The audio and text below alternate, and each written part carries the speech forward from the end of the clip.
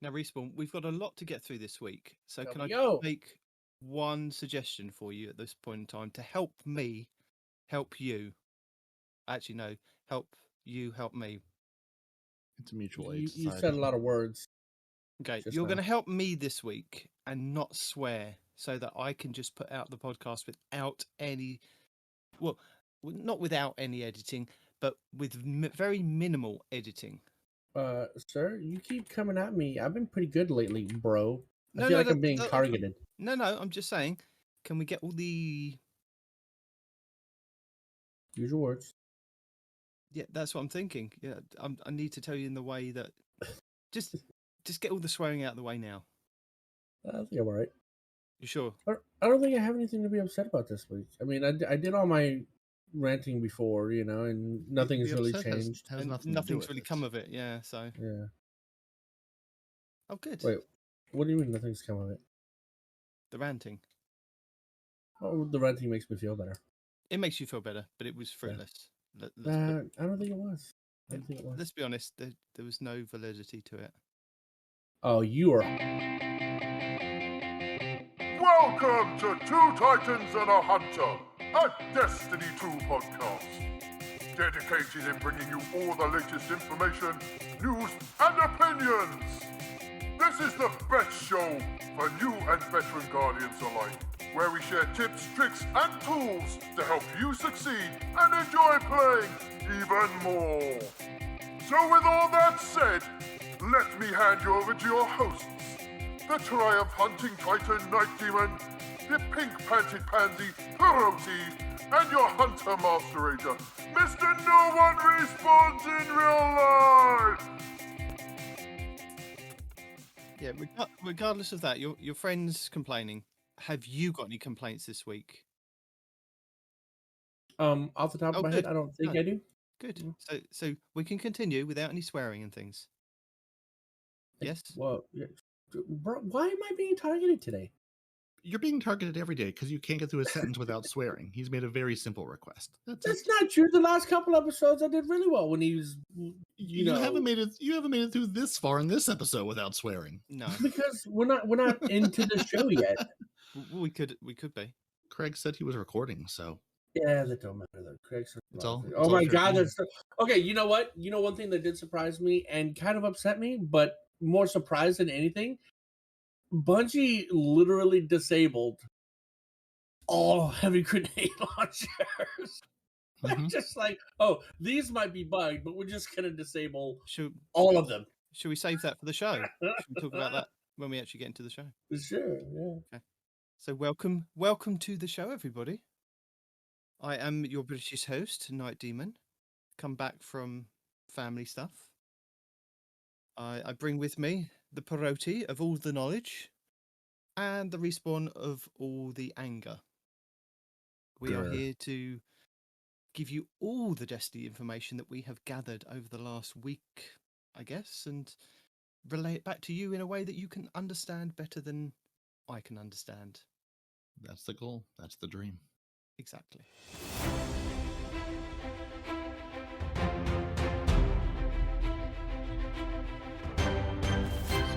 Where even are we going to start in the smorgasbord of Destiny knowledge, of all of the things that have happened since we talked to the good people last? I think we should tell people what's happening next week to get them prepared. So if they don't want to listen to stuff, they can just switch off after 10 minutes. That is true. I mean, we can get this out of the ways. I mean, you know what's happening this week. Next week, though. Yeah. I know. Next week, though, if you want to do a Nightfall, it's going to be our buddy Alak from the Lightblade Nightfall into the Throne World. We're going to hang out there and murder him. Wow, graphic. I mean, that's what happens. Lots of murder. This game is based on murder. The Primeval's here. Enjoy bonus Gambit ranks all week long. All right, They're luring you into Gambit way early in the season. Not going to happen. And I hope you played some Iron Banner last season, because Rift comes with the Crucible. Just regular old Rift back on the Crucible for 1 week. I mean, more than a week, but starting next week. Honestly, Rift, if you don't know what it is, it's the game type where, in theory, a big ball spawns in the middle of the map, and then one team tries to take the ball into the other team's Rift to score it. What really happens is people mostly just run around and shoot each other and don't play the objective. So, PvP in a nutshell. Mm-hmm. And then our pinnacles are going to be the Garden of Salvation raid and the Pit of Heresy dungeon. And then slightly going back to the roadmap that Respawn let everybody know that was happening last week of what was happening for the season. So we've had our raid launch this week. So there's nothing actually happening next week, apart from story-wise, of course, but there's no kind of actual event for each week that's happening. We haven't got Iron Banner, we haven't got Trials, so Trials won't be up next weekend. So don't log on next Friday and expect Trials to be there. That's not coming back until September 16th, unfortunately. And that is after Iron Banner. So Iron Banner, I believe, is the 6th of September. So we've got nothing for like week 2 event-wise, but week 3 we have the Iron Banner, and week 4 we have Trials returning. Well, he's saying Mindbenders is back, and I'm trying to think of what Mindbenders is. That is a shotgun, sir. That's a shotgun. Oh, the that ambition. Everybody Okay. tried to Yeah, farm yeah. for forever. If you go to D2 Gunsmith, I think you can check out Mindbender's Ambition. And I believe that I did see a tweet post saying, "This is not a drill. This is in the game." So if you search that up while we kind of on stream, so people can have a Okay. look. Hello! And we would tell you what your lost sector is going to be, but we can't because it's a new season. But your lost sector, it's going to be something. Oh, It's no, absolutely going to be something. I Oh, do have lost. Well, Do you know? Do you have the secrets, the great learnings? well, I don't have what the actual lost sectors are, but I can kind of help you. We have the telling you rotations at least. the rotations, yes. So Monday the 29th of August. You can get an adept version too? Sorry. Yeah, you can get an adept version of it too. Talk to Twitch. Nice. So Monday the 29th of August will be your legs, exotic legs. Tuesday the 30th of August will be arms, and that would be the day for you Titans out there to go and get your new gauntlets, the point contact cannon brace. If you're interested in getting that, you do need one If of they're those. enabled. No, then, I mean, it's up today if you want to go and get your gauntlets today. So there are arms today. You cannot equip them, even though I saw a Destiny Fun Police video with him playing with them in PvP. So he obviously recorded it before they got disabled because I couldn't equip them. And it was literally 7 hours after we put out the video. And I'm like, Mm-hmm. I can't equip them. I went and got them. It only took me 2 runs on a legendary. I was quite chuffed with myself, really. Anyway, But back one to day Lost you'll be able Sectors to for next equip week. them. Yes. Wednesday, the 31st of August, will be your chess pieces. So this is the day for you hunters out there to go and get your Gelfalcon's Halbuka. I got mine day 1, buddy. Let's go. What is it called? It's a It is Gelfal- called. Everybody's having issues with it. It's called Gyrfalcon's Halbrick. There you go, then. Halberg. Yeah. Yeah, what that word? Chess That- piece. That whole thing. And here it is right here for you guys that don't know. You The- see me, you feel me. Such a good perk name. The 1st of September will be Thursday, and that will be helmet. So it's Warlock Day, the Fallen Sunstar helmet for you Warlocks, which is good with Arc. So that'll be your day to go and get that one. And then we have back around Friday the 2nd will be legs again. Saturday the 3rd will be arms. Sunday the 4th will be chests. And Monday will be the 5th of September and helmets again. There you go. And this is as you tell the people what the new ones are, this is my reminder also, if you didn't get the one from last season, those are also in rotation.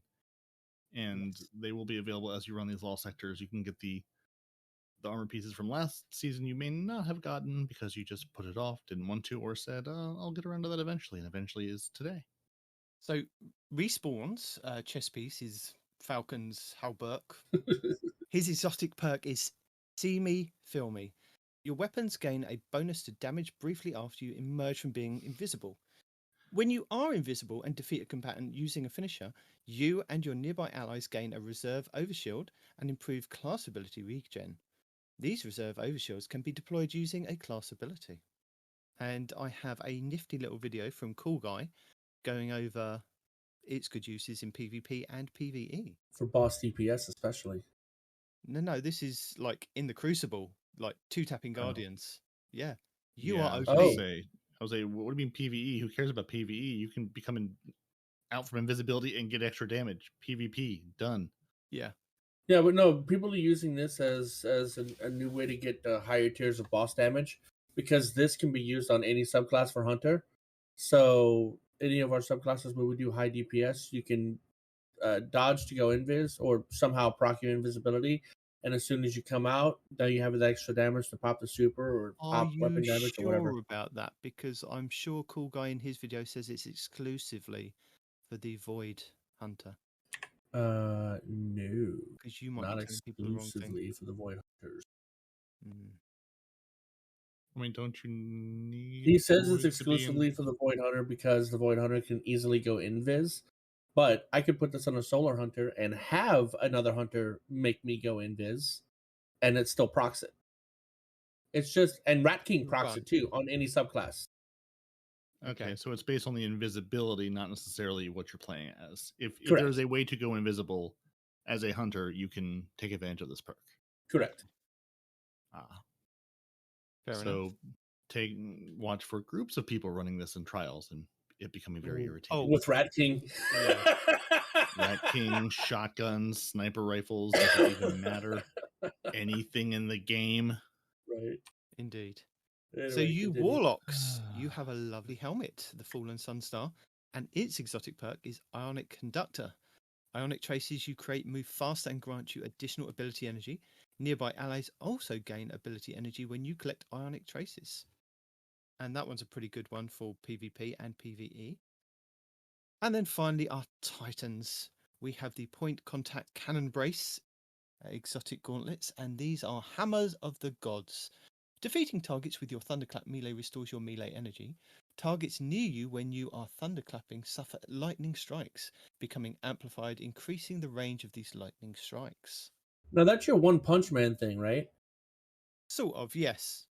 Right. Yeah, but really it's Right, a thing. right. I've had people try to do it to me in Crucible so far. It's Right, not but great. if you have this exotic, right? If So you have this on, it does kind of make it a one punch. okay, aside from that, right? Because if you full charge it in PvP, it's a one punch anyway. At a full charge, I'm specifying that. Don't jump on my case, you guys. But with this, if you're charging it, and as you're charging it, you got lightning bolts coming around you. I wonder how much damage those lightning bolts will do, and if they will deter somebody from coming to try to stop you. You know, if they get hit by one or two of those, are they dead? You know, Well, how much damage do they do? I'm only going on what I saw from the Destiny Fun Please video, which I will link in the show notes to go along with this. But it literally, he did the minimal amount of charge up, and he one-shotted the Guardian in front of him. Woo! And the two people that were behind him also died from the lightning that just went everywhere. He doesn't know whether it's because it was busted and that's why it was disabled, or that's its actual main thing. So check it out when it does come back and it's re-enabled, because it may have been completely OP and it should be just the person in front of you that dies. Oh, that's scary. That's yeah. super scary. Yeah, that's my guess, is that it's totally broken in its state right now. It's not supposed to be a super level attack. And for the Fallen Sunstar for the Warlocks, I have a Fallout Plays video going over the build for that one and seeing how that works. So those three will be linked in our show notes to go along with those. If you haven't seen them, if you don't know what they do, 3 professional players giving you their plays with them. Right. Yeah. Oh, and yes, should we go back to that Mindbender's Ambition? So it's not craftable from what it says on the D2 Gunsmith, but as Respawn got quite excited halfway through that there is an adept version, and there are multiple roles of it. So what are we looking for if we are going for this one? Is this going to be something It depends on what you do. With this season, with Hunters doing the whole punchy punch thing, Hunter's probably looking for like a 1-2 punch or a swashbuckler in that first column, right? For the second column, you're probably looking for a pugilist. Final blows with this weapon generate melee energy, and dealing melee damage briefly improves this weapon's handling. So that's a thing. You could also go with auto-loading holster, always a good option. Threat detector, slideways, if you got that aspect where you slide over ammo and it does stuff for you. it just depends on your build. A lot of punchy punch stuff in here, and then you have your barrels and your magazine perks right there. It has 2 origin traits. One of them is Stunning Recovery. Stunning a champion partially refills your magazine, triggers health regen, and improves recovery for a short duration. And this is good for this season because you have unstoppable shotguns. So this, with that perk, is going to do you very well in late game activities. And then you have Vanguard Vindication. Final blows with this weapon grant a small amount of health. So you can heal no matter what, or you can stun champions and get a lot of healing, recovery, magazine, all that good stuff.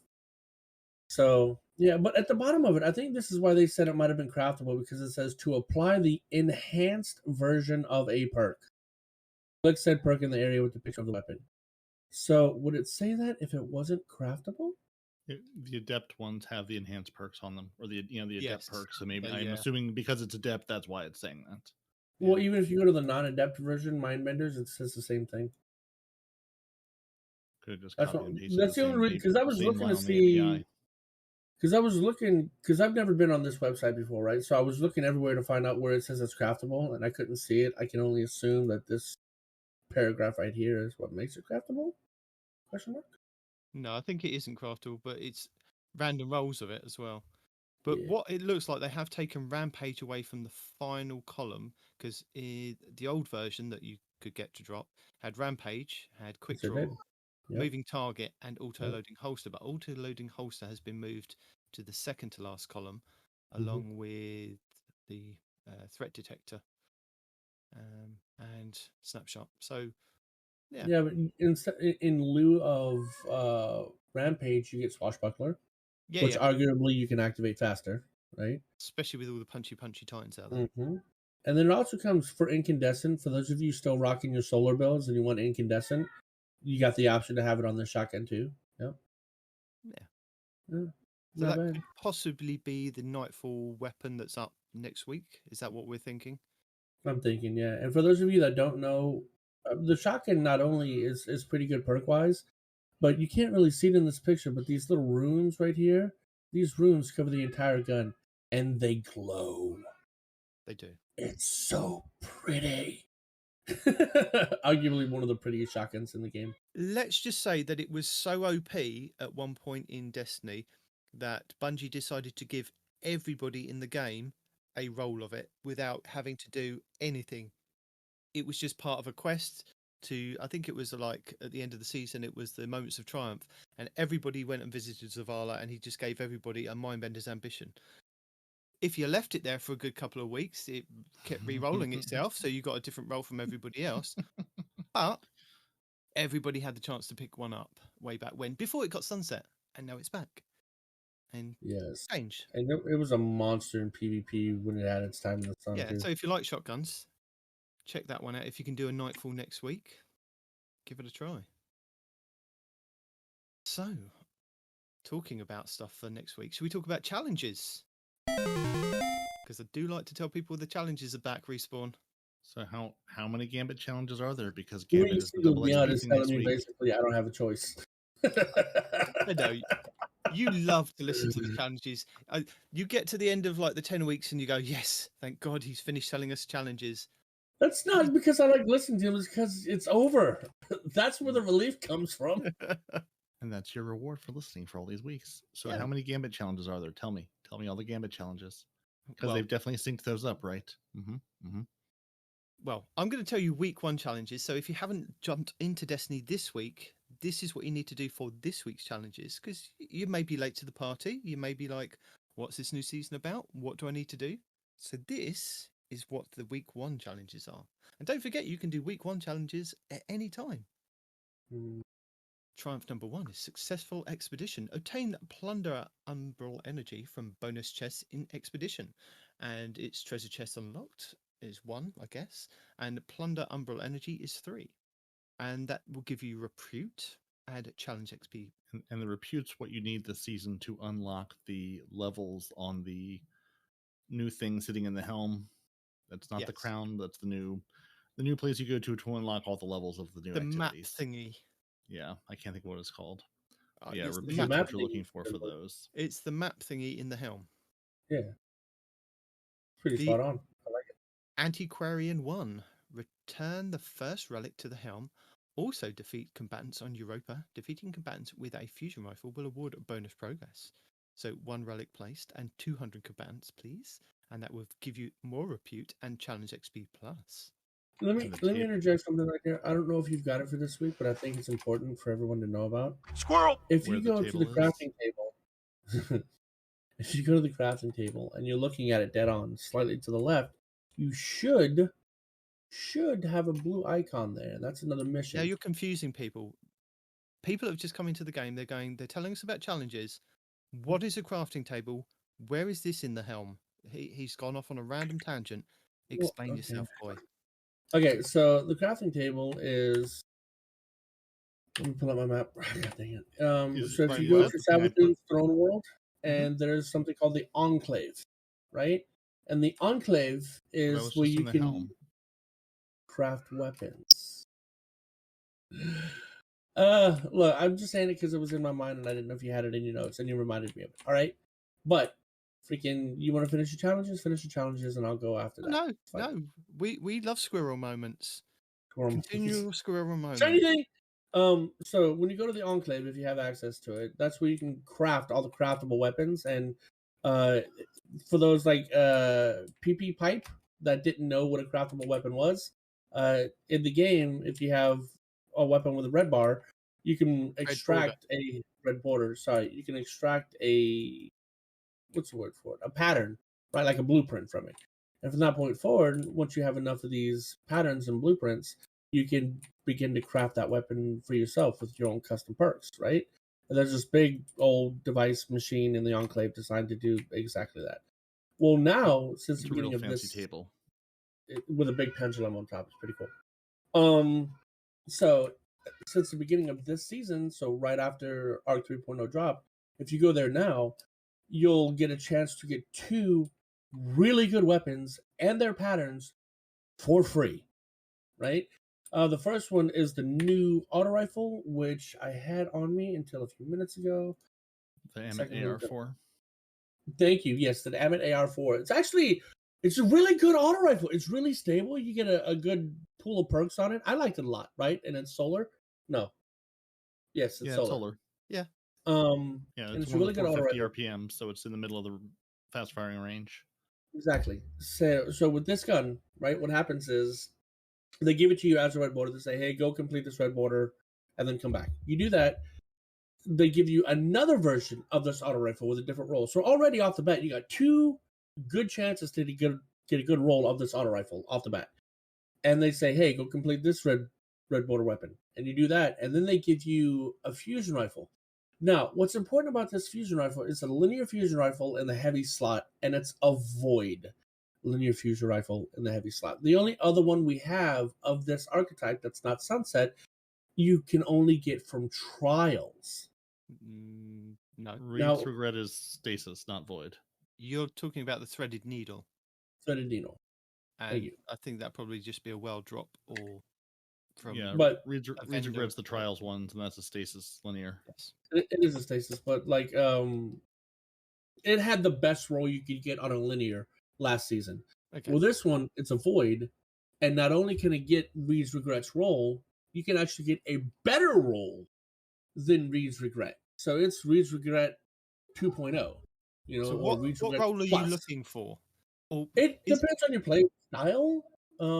is I it a can look it up. craftable weapon at the end of it, basically? Yes, So and that's the red thing. borders, So once okay. you complete the auto rifle and you get this linear fusion rifle, it's a red border. So you complete its red border, but you have to do a specific thing to complete its red border, like going to a weekly campaign. And once you go into a weekly campaign and complete its red border, it gives you another red border version of this linear fusion rifle, right? So what And you're then- saying is Bungie have basically given us a quest on how to do weapon crafting. Exactly. And you get 2 of these really good auto rifles off the bat, plus its pattern, 2 really good linear fusion rifles off the bat, plus their weapon pattern, and it takes you less than 45 minutes to complete them all. And now you have access to 2 really good weapons and 1 linear fusion rifle that is only bested by the Raid triple shot linear fusion rifle. Other than that one, it's best in slot. So what you're saying is Bungie has given me not only the tools, but the knowledge of what crafting is, how I should craft, like they maybe should have dropped last season or the season before when they gave us crafting.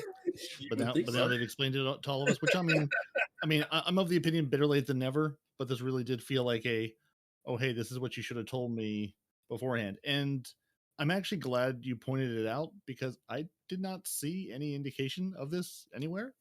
I No. actually stumbled across this because I was watching, just to continue the tangent, I was watching a Cheese Forever video saying, hey, you can go craft things you don't have the patterns for by doing this, going to the table. And so I texted my buddy Panoramix and I was like, hey, I know you have a number of frames, but not a lot of patterns. Go to the table. You should be able to unlock things that you don't actually have unlocked yet. And when I went to the table, I was like, why does the table want to talk to me? We were friends last season. We had good times together. Why is there now a quest? And it's this quest of here's your free auto rifles and here's how crafting works. Yeah, there's no direction. There's nothing come up on the dashboard. There's no kind of indicator flashing. Go to the enclave and do this. Normally when you tab on the side when you start a new season, it comes up with you've got to go here, or if you see in your quests, or it just takes you to a place and says, right, you need to start here. None of that. It was like just go to. If you're there, you'll discover it, and then hopefully word of mouth will spread, and people will tell people about it, and it'll just kind of get round. But yeah. And to make a note on your Cheese Forever video, it does in fact work. Now, this was a Cheese Forever video that he put out, and I was completely confused. Peroty and his friend Panoramax were also confused. Cheese Forever put out a video, which I will link in the show notes, that basically told people to go to the enclave and craft weapons from this season. If you had them in your slot, the enclave would think that you had the weapon, and you'd be able to craft a weapon that it doesn't necessarily have to be a red border or anything. So anything that is craftable, I thought would be you'd be able to craft it without having to kind of get 5 red borders and level them up. That's not what the video's about. The video is actually about the challenges and the triumphs that go along with it. So what you need, just to explain, because I got it all completely wrong, is you need a seasonal weapon. So anything that is from this season, like the Plunder stuff, so you can get shotguns, hand cannons, whatever the weapon is, but the pirate themed weapons, if you put those in your primary slot as you go to the enclave, and you can craft any other weapon that you've already crafted. So if you've already crafted like Mida Mini Tool, craft it again, and it will give you progress towards one of the triumphs for this week, which is Shaper 1, which is Shape 3 unique seasonal weapons. Now, the game thinks that because you've got, say, the shotgun in your primary slot, that if you create another primary weapon, it thinks that that shotgun is already unlocked for the frames, and it will give you progress towards the Shaper 1, and it will also give you progress towards one of the triumphs, which is to craft all of the seasonal weapons. But it doesn't actually give you any progress towards doing any red frames. You won't actually be able to craft like one of the shotguns from this season unless you've unlocked all 5 red borders. Yeah, you're not actually crafting it. The game is just thinking that you crafted it for the sake of challenges. Yep. Yeah, exactly. That's where I went wrong, thinking, oh, you can just craft these things because you can fool into it, not just the triumphs. Which the triumphs aren't nothing either. But if you want the triumphs quicker, you might have gotten everybody because I thought the same thing. The thing is, I'd watched a Cheese Forever video on it. I'd watched a Lucky 10p video on it, and it wasn't until I actually went to the thing myself and stood there and went, this doesn't make sense. What are they trying to tell me? So if I put these things in the slots and then I just craft crafting anything. Oh, here's your triumph for crafting the thing there you definitely go. didn't craft. Yeah. So it's a good way to trick the game into thinking you've done it. But if you actually do want the weapon, you're still going to need to get the 5 red borders for that weapon to unlock it, to then craft it and do the thing. So it's good if you want to try and trick the game, but if you want all the weapons, you might. Like if you're just a challenge hunter, that's what that's for. Yeah. Well, if you want the challenge XP, yeah. Yeah, and it's nice too because a lot of those 5s are no longer 5s; they're like 2 red frames. They've made actually a ton of changes to the whole crafting system, which we'll get into once you tell me what other challenges I can do this week. That was a very long squirrel moment. Thank you very much, Yes. Beautiful. So we got to the point of you can get a relic. Where do you put that relic once you have it? Because you do all the kills, you have a relic. You have to put that relic somewhere. Where do you put that relic? Oh, the return the first relic to the helm. Now, you'd have thought go to the star chart thing, which is the You on would. the helm, but you Mhm. don't. You kind of just stand off to the side, which took me a very long time, and it was only because I'd walked past it and kind of just stood there, and it went place the relic, and I was like, okay. Place the relic where? I Yeah, just hit the button, and I was like so confused. I I'm did the still same confused thing. what relic y'all are talking about. So there's a challenge for once you do the first half of it, go get kills somewhere. I can't remember what the other piece of it is. The other Mhm. piece of that challenge is go place the relic in the helm. It's one of the weekly challenges for me. Oh, So okay, yeah. so I'm running around going, well, I have a relic. Where do I place it? Figuring for sure it would tell me. And yeah, so basically, go to the helm. The star chart is on your left. There's a little table on the right of the star chart. That's where you place Ah. your relic. There's a little table, and once you place it, you'll see the first little relic sitting there. So I assume we're going to line little relics up this season. See, originally yeah. I thought it was it was one of those things that's bugged, and Bungie hasn't kind of come out and acknowledged it yet, because I was thinking, well, I've got it says I've ticked the box to say they've done the relic, and I've done the box that says I've killed 200 combatants. I've gone to the star chart. The star chart is not giving me anything. I've unlocked like a couple of boxes using my repute to give me stuff for the season. So I've got like another 20 boxes to kind of get of that. I thought that's what it was, and that's what I was getting confused. I was like, oh, and it was only happened so that I was not standing near the star chart, but I was slightly off of it, and it just came up when place relic. I was like, quick, place the relic. I'm not even looking around. I'm just going to place it. It's there. Yeah. So, Yeah. There's a little table across the hallway from the star chart itself. That's Okay. where the relic goes, and I presume that's where all the future relics will go. So next time you have to place a relic, that's where it goes. And we're calling it out because I think, well, two of us had problems finding the relic, and the third of us didn't even know there was a relic to place. So that's why we're telling Because you. somebody was walking me through. Because I we was were walking confused. through with T-Rex King, and he's all like, "Do this and this and this and this and this." Yeah. So I no, didn't even totally. realize it was a relic until you said that. I'm like, "Oh, that Yep. thing." Yeah. Go here, do this, press this button. Yep. Yeah. So our next challenge is Fire Discipline. Complete catch scratch activities and activate cannons aboard the deck of your catch. And you have to do 3 activations complete and 5 cannons activated. That will give you challenge XP. Shaper 1, which is shape 3 unique seasonal weapons, 3 of those. Again, no rush. If you're collecting your red borders, do it as and when. That will only give you challenge XP. No plus or plus pluses. So do it at your leisure. Europa activities. On Europa, earn progress by completing bounties, patrols, public events, and lost sectors. And 18 of those. Again, this is 18, but it's not necessarily. It goes on like a percentage, really. You know, sometimes when you do a lost sector, it'll give you like 25%.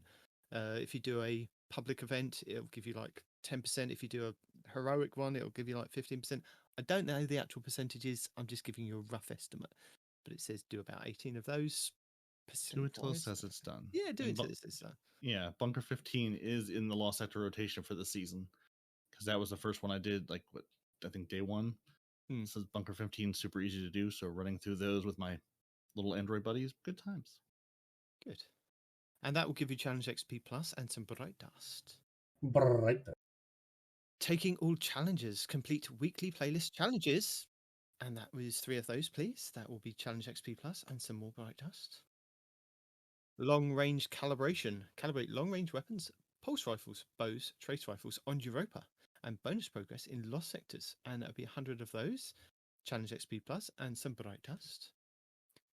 Here's our first Gambit one of the season. Complete Gambit matches and bonus progress for wins. 15 of those. I don't know if that's 15 games, because that would just... I'd kill myself if that's 15 games in 1 week. I can play Gambit. I like Gambit, but when 15 games is not a lot. Now, Fallout, 10-hour stream. That's all the games. That will give you challenge XP plus and some bright dust. Flourish of Power. Defeat Guardians in Mayhem playlist with super abilities, and it'll be 50 of those. Super abilities, not just grenades. Just throwing it out there because I thought it was grenades as well. I was just Must use your super to get those kills. super. That will give you challenge XP plus and some bright dust. And then our final one of week 1 is the Fallen Fall. Defeat fallen combatants in Vanguard playlists or strikes, and bonus progress for defeating tougher combatants. And it's 200 of those, and that will give you challenge XP plus and some bright dust. Now, on to the official week 2 is Antiquarian 2. Return the second relic to the helm. Also defeat fallen. Defeating them with precision final blows will award bonus progress. So you need 2 relics placed. So I'm guessing the one from week 1 and week 2.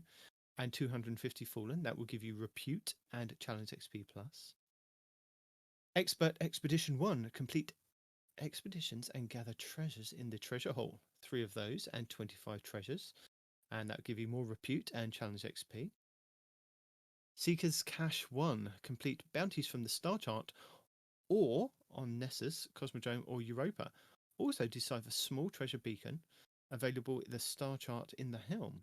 And that will be 15 bounties and 1 small treasure beacon complete. And that will give you challenge XP. Uh-oh. Is that what I... Keep going through the challenges. Then we can acknowledge the Brit in the room.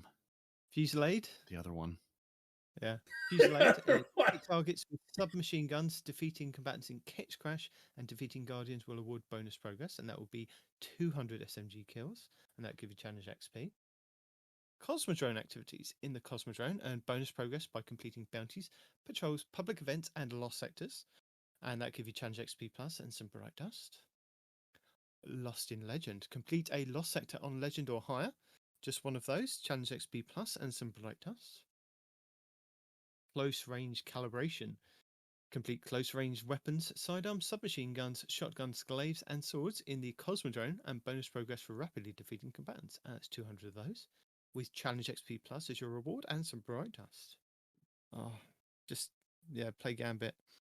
Bank, kill, repeat, earn bonus and points by banking motes, defeating blockers, and defeating guardians in Gambit. 250 of those. Challenge XP plus and some bright dust. You sound like Fallout over the first 2 hours of his 10-hour Gambit stream.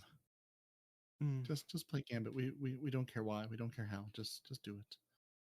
Arc of History. Defeat guardians with arc damage. Oh, it's our first arc damage one. Thank God for that. Progress is granted for defeating blinded opponents, and that's 100 of those, and that's challenge XP plus and some bright dust.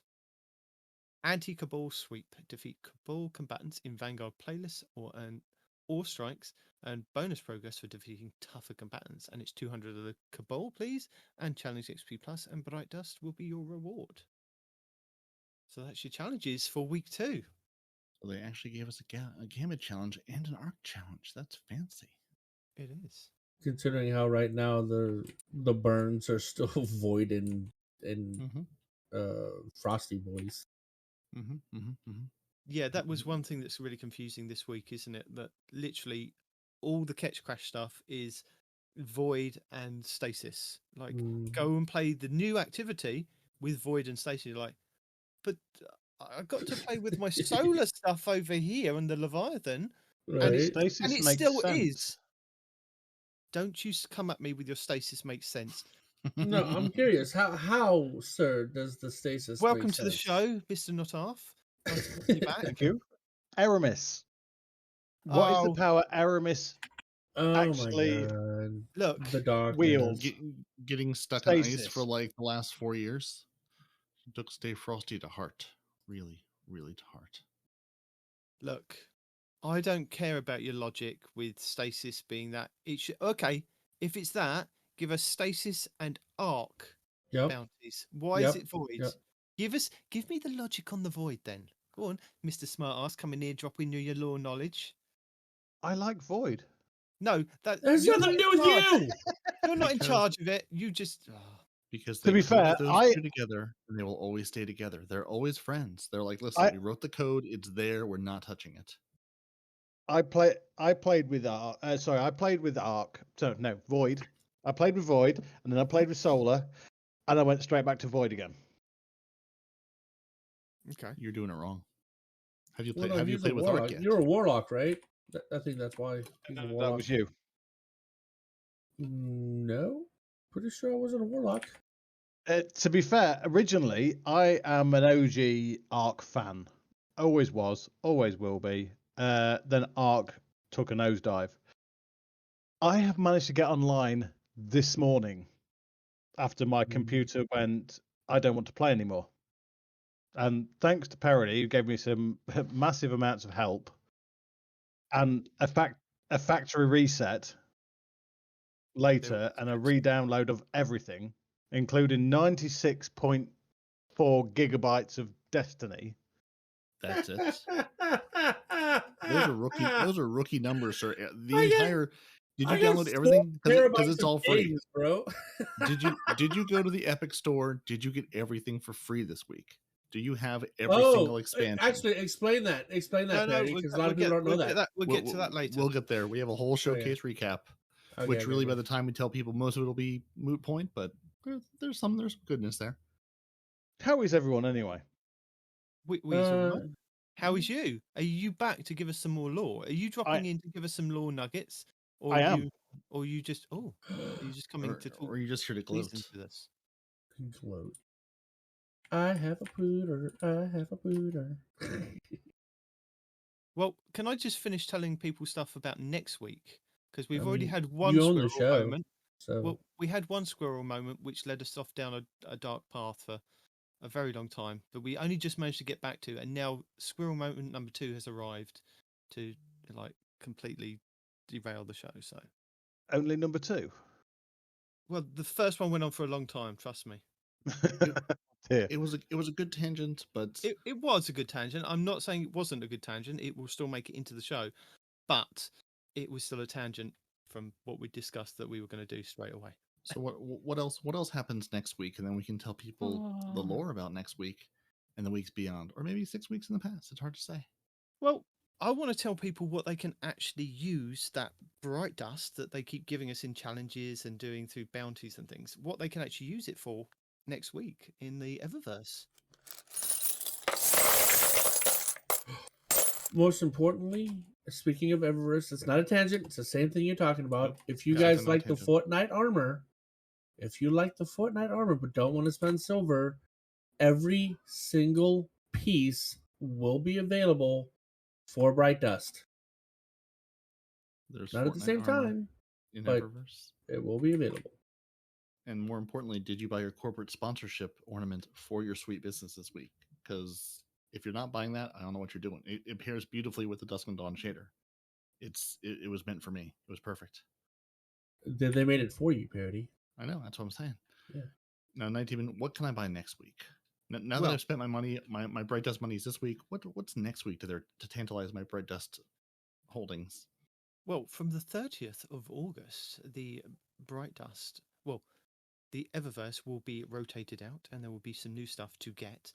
You can use real world money to buy silver, and that's an in-game currency to then bypass Bright Dust if you haven't got any Bright Dust, or you just want to splash all the money at Bungie. Just give them your money, buy some silver, and then just buy everything in the Eververse store. So there are silver offerings, which we will not go into because it always confuses me.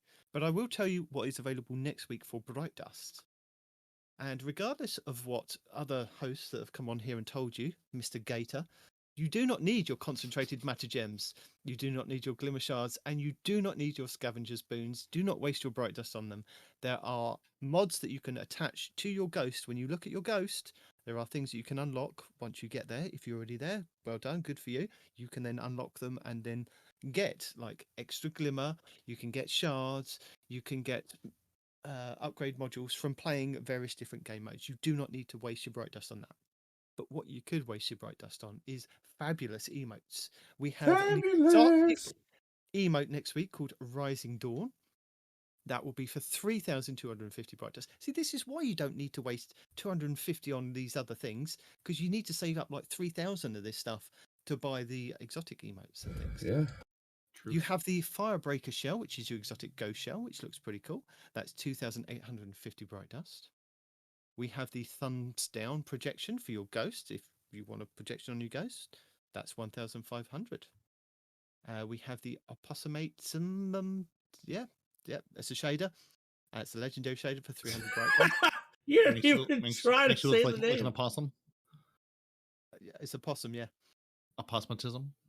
whatever. That's what I'm Stop going coming up with these long words. It's We're not making them up. You're just not reading no, them. you're not making them up. Bungie are. Bungie's making them up. Yeah.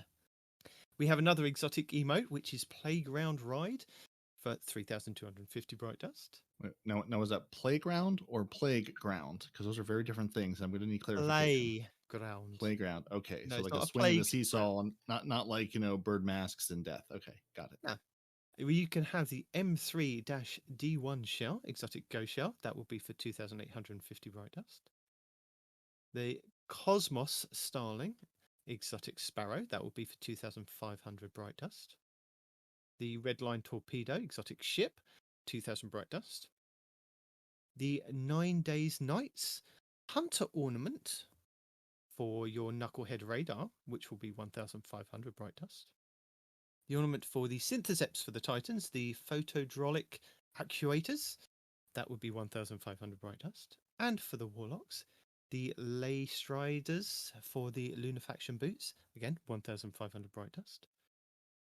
The Foundation Structure, which is your weapon ornament for the Hardlight, that will be 1,250 bright dust. And then finally, your Ghost Projection for the week is the Depository Projection for 1,500 bright dust. And Respawn was saying about the Fortnite armor. So where is that on the track, Respawn? It's not on the track. Yes, I know for a fact because I was watching a YouTube video, which I did not place because I assumed you would have already had it. But he was talking about which weeks contain which piece of the armor, the headpiece being the last piece that you can get. Okay. Yeah. So, But every week you're gonna have one piece of the Fortnite armor available for bright dust, so you don't have to spend your silver to get it if you don't want. Okay. So as somebody without children and thus not an intimate knowledge of Fortnite, what does the Fortnite armor look like? 'Cause I know Look at your Fortnite's Titan whole armor thing right is- now in your store. That's your Titan Fortnite armor. The Hunters looks like this black cat, like freaking No. awesomeness ninja thing. So the And big then the Warlocks knight- are literally just cosplaying as a cat. So not the Night Noir set that's in the Eververse right now Correct. for the Titans. Yes. Correct. Oh, that is the Fortnite. Okay, Yes. that's okay. That's an excellent looking set then. So Yeah. Respawn has noted that on our Bungie showcase that happened at the beginning of this week, there is a crossover between Fortnite, the game, and Destiny, the game. And they have put Fortnite skins into Destiny and Destiny skins into Fortnite. So we'll go over the Eververse ones as Respawn's pointed them out. There are it's a night bundle for the Titans. It's I guess it's like some kind of cat mask outfit for the Warlocks and a stealthy hunting ninja one for the Hunters. And if you go to the respected store on each character, We're being told that the Warlocks is called the Drift. look, I don't know where he's getting that information from, but it's probably the name. Hunter of is Fortnite's skin. Omega. And Yes. what's the Titan? Black Knight. Okay, yeah. The nightly noir. As far as I'm aware, these were original kind of Fortnite skins before they started having crossover events and things.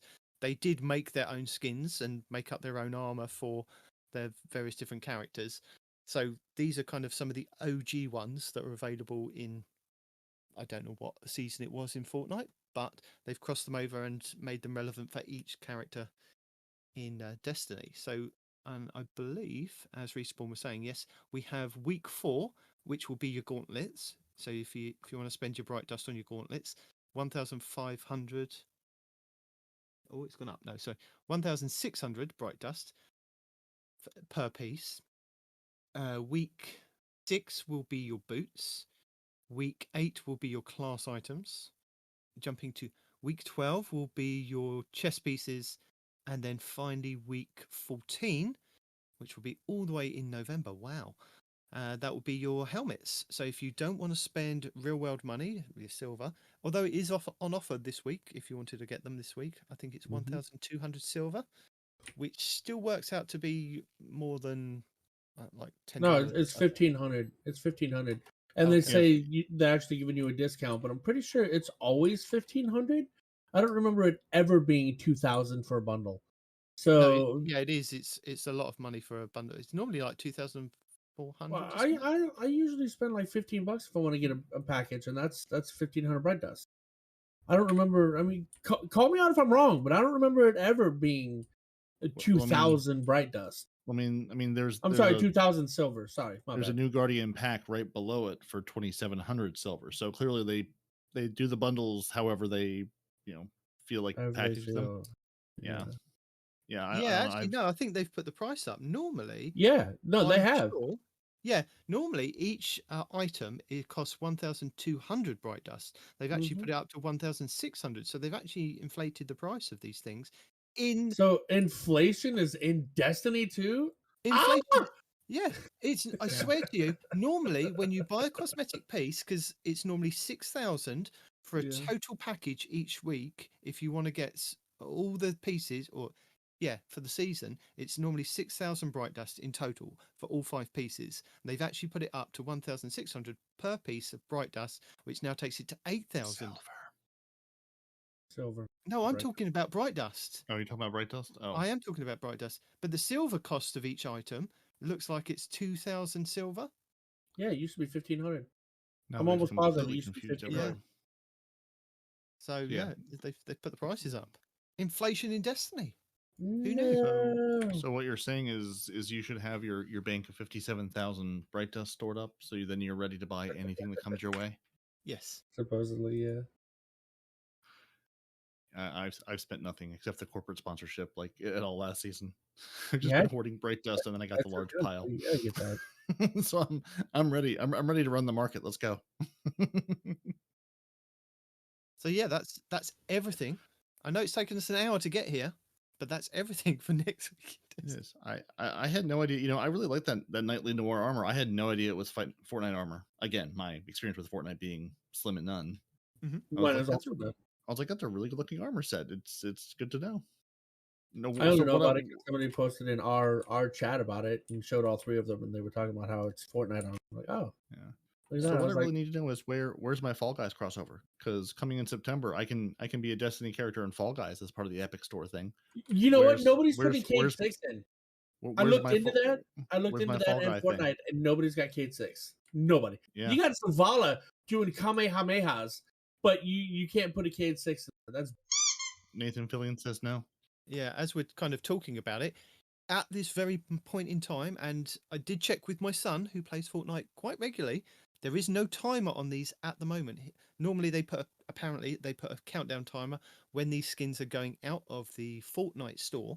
But at the moment you can head on over to Fortnite and buy the Legends of Light and Dark. And the bundle is 2,700 V-Bucks. That will get you Ikora Ray, Commander Zavala, and the Exo Stranger. You can also buy these individually at 1,500 V-Bucks.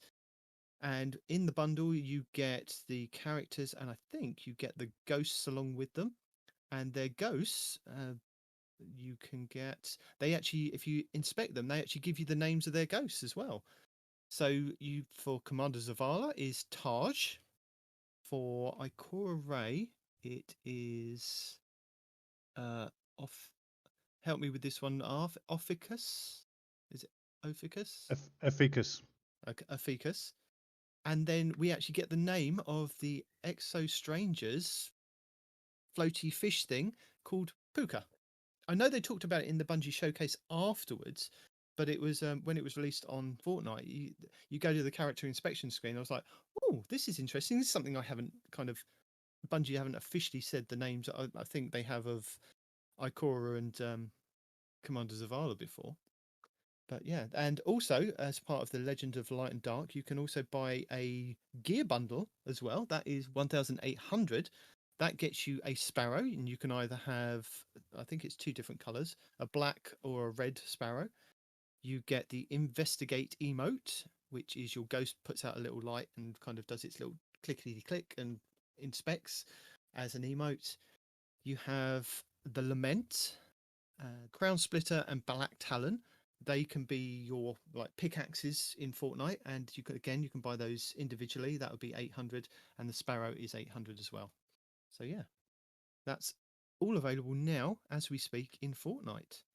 And I did go over to Fortnite and buy all the skins, so I can now be Destiny characters in Oh, Fortnite. you're kidding me. I had look. You can see on the screenshot No, that I took how many V-Bucks I got. his his addiction to Destiny knows no grounds. He's also going to download and play Fall Guys in September when those skins come to Fall Guys. It's pre-downloaded. It's pre-downloaded. It's very important. The skins are going to be there. I'm going to be Destiny characters in Fall Guys. I saw people had pointed out this week, and I can't remember if it's the report roundup or not. Like I guess the original Battle Bus is now in Destiny from Fortnite. Yeah. And I if I knew the name of the maps in Destiny, as we all know, I don't. One of the maps from the Crucible maps in Destiny is in Fortnite. Yes, Javelin 4. Javelin 4, thank you. Javelin 4. I was like, I know if I say a name, I will mangle it. He's like a kid in the candy shop. Listen to They him. have recreated Javelin 4 in Fortnite. It looks really good. With capture zones. Yeah. And you get supers. Really? Oh, yes. That's fun. I was just impressed at just the level, because I mean it's one thing to just say, hey, we've got some skins, we're doing some, we're just doing a crossover with skins. Yeah, we'll let you do your skins. I mean that's an art piece you can do, that's easy. But yeah, like throwing the whole now does that mean a battle royale is coming to Destiny? No, but like I thought, I mean, like doing the whole Javelin 4, rebuilding the whole map in Fortnite, I thought was really cool. Like I thought it's neat that it's more than just like here's some cosmetics. Like there's some, there's more to it than that, which I think is just super neat. But the funny thing is, Respawn, that purchasing these skins, I can take these skins into the Save the World part of it, which is what I play with Deacon. So when I suddenly rock up as a Destiny character in Save the World, she's going to be like, "What are you playing at?" I know it's going to come further on down the line. Enough about Destiny to recognize the characters on site without you telling her. Oh, she can recognize it. She sits in the living room watching me play, and she's like, "Oh, for God's sake, when are you going to get off this?" I'm like, "I've literally just turned the game on." Sir, you're forgetting that. I stand by my question. We'll see. We'll see. See, my question is, when are we going to get Deacon back to tell us all about her coaching victory? Because once again, her team is three-peated.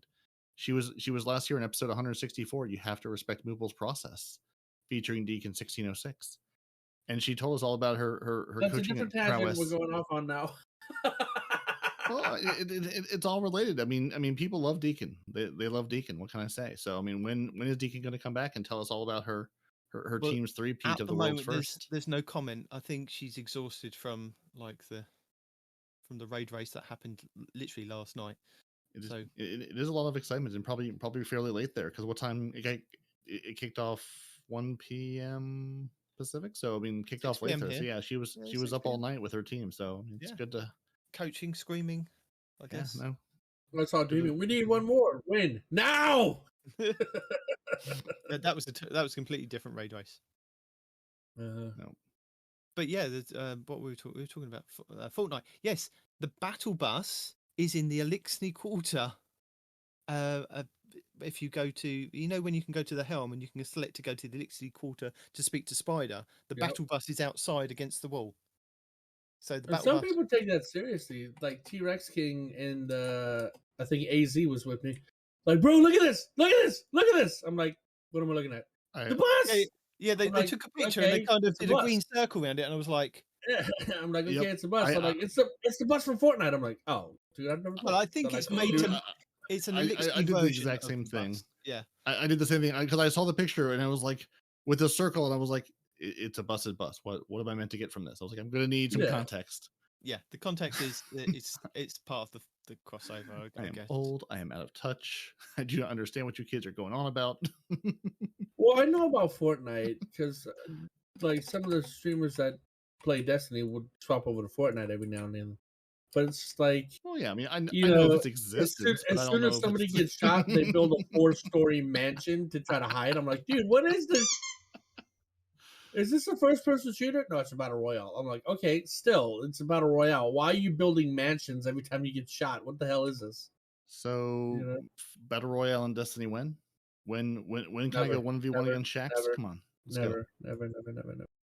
I mean, I feel like it has to happen. It's got to happen, Bungie. Let's go. I hope not. Where's my Crucible Labs exists for a reason. I'm just saying. That's right. Crucible Labs. There you go. Where's my horde mode? Yeah. Now that I can get behind. I've been asking for a horde mode forever, and we've gotten diet horde mode, but I want full on horde mode. Yeah. Do you think we scared off Arf? He only gets so much time. He only gets so much time before his wife finds him. So he's got to. I think he needs his own battle bus to hide in the Elixir Quarter, so he can't be found. Yeah. I think that's where he's gone wrong. So Arf has departed for a Without short the period. lore. Without the lore. Maybe Because he'll be back. Maybe he won't. It's hard to I say. told you. I said we'll see. He goes, "Yeah. What do you think about it now?" I'm like, "We'll see." He may be back. And whatever we're talking about, we'll have to stop talking about. I suppose. There's so much to talk about, and it's all related. It is. Oh, It's yeah. just, it's like it's just trying to make sure that we get everything covered to tell the people. And there's so much to So cover. we've done what is coming next week and what you can look forward to, what you can, what hoarders can hoard and what gatherers can gather and what triumphs can be triumphed. And what Where should we plunderers go? can plunder. Exactly. Should we move into, I don't know, dealer's choice, and the dealer can be Respawn. What do you want to talk about, Respawn? What are my options? You have none. Everything that's on the table. Yeah. We've got we've got patch notes, we've got showcases, we've got TWABs, we've got new raids, we've got. Oh, I'm gonna ask you. RP already did, but Did either first one of impressions you on the get season? DLC?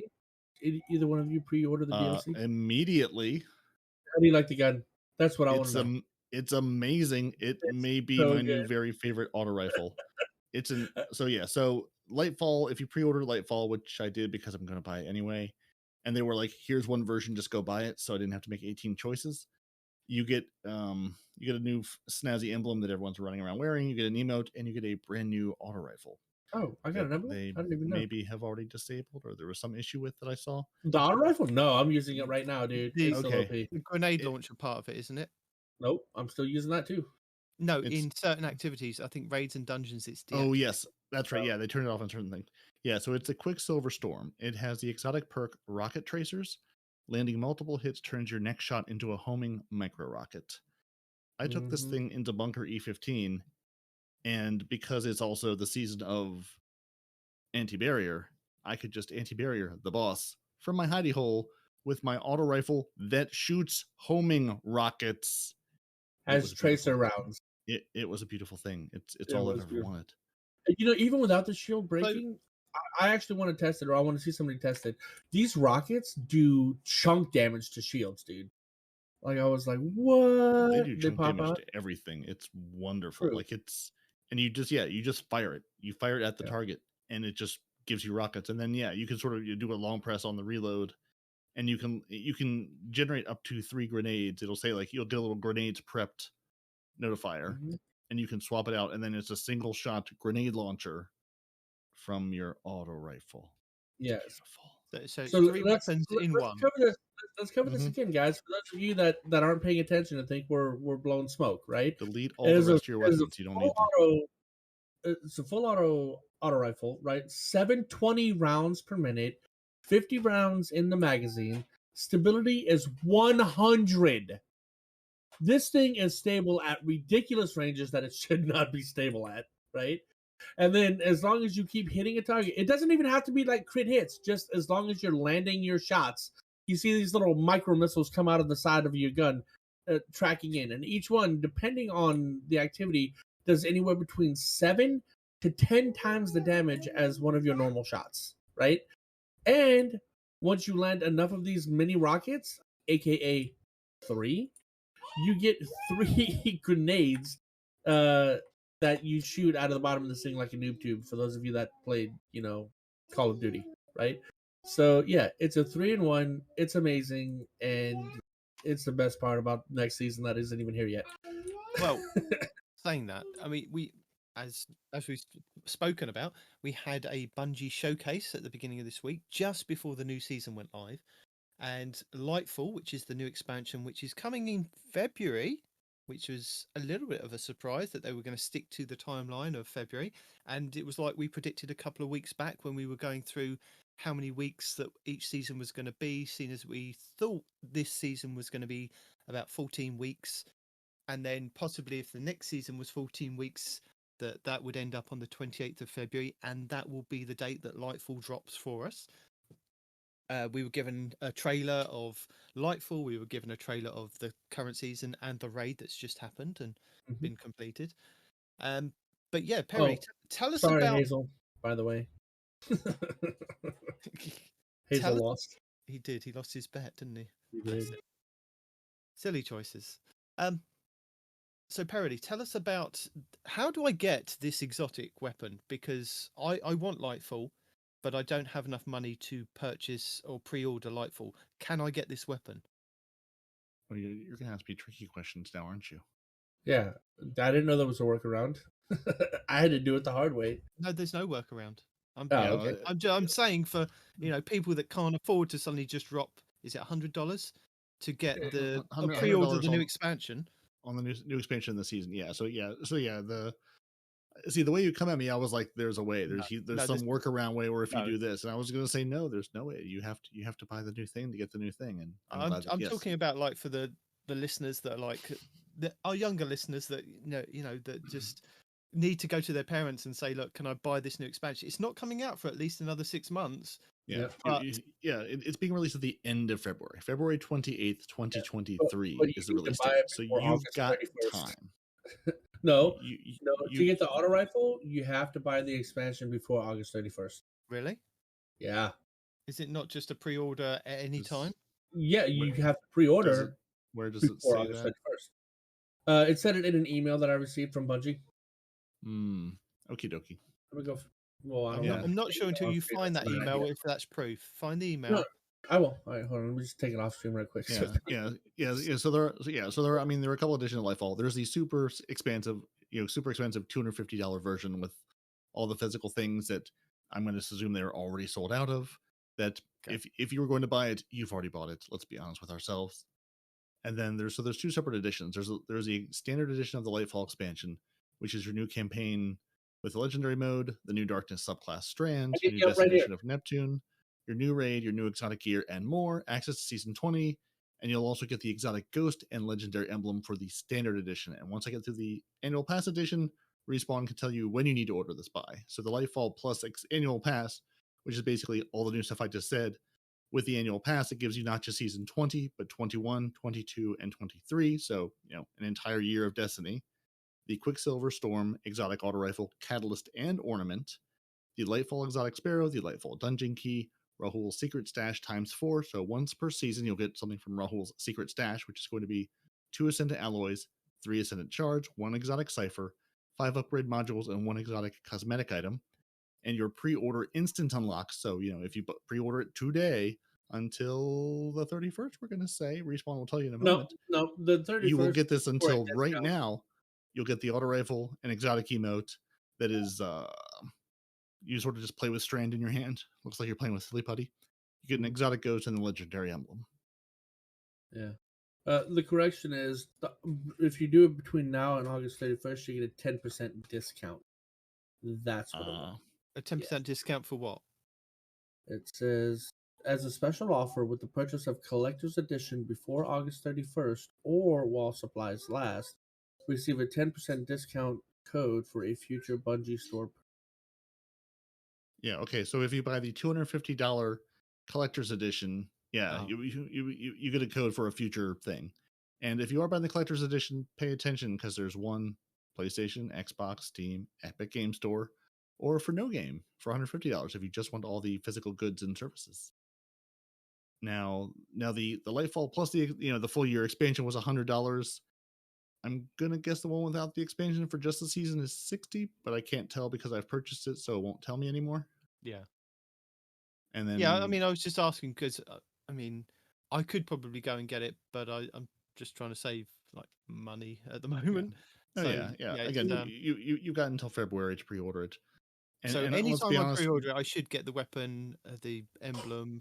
It looks like that, yeah. And let's be honest, where would you put it once you pre-order it? You have nowhere to put any of this new gear, so you shouldn't. In your hands.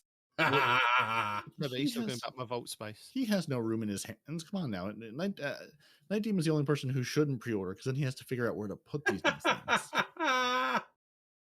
It's funny because it's true. So I guess we should Yeah, obviously there was a big showcase. Maybe you watched it, maybe you didn't, maybe you caught it after the fact because you were working.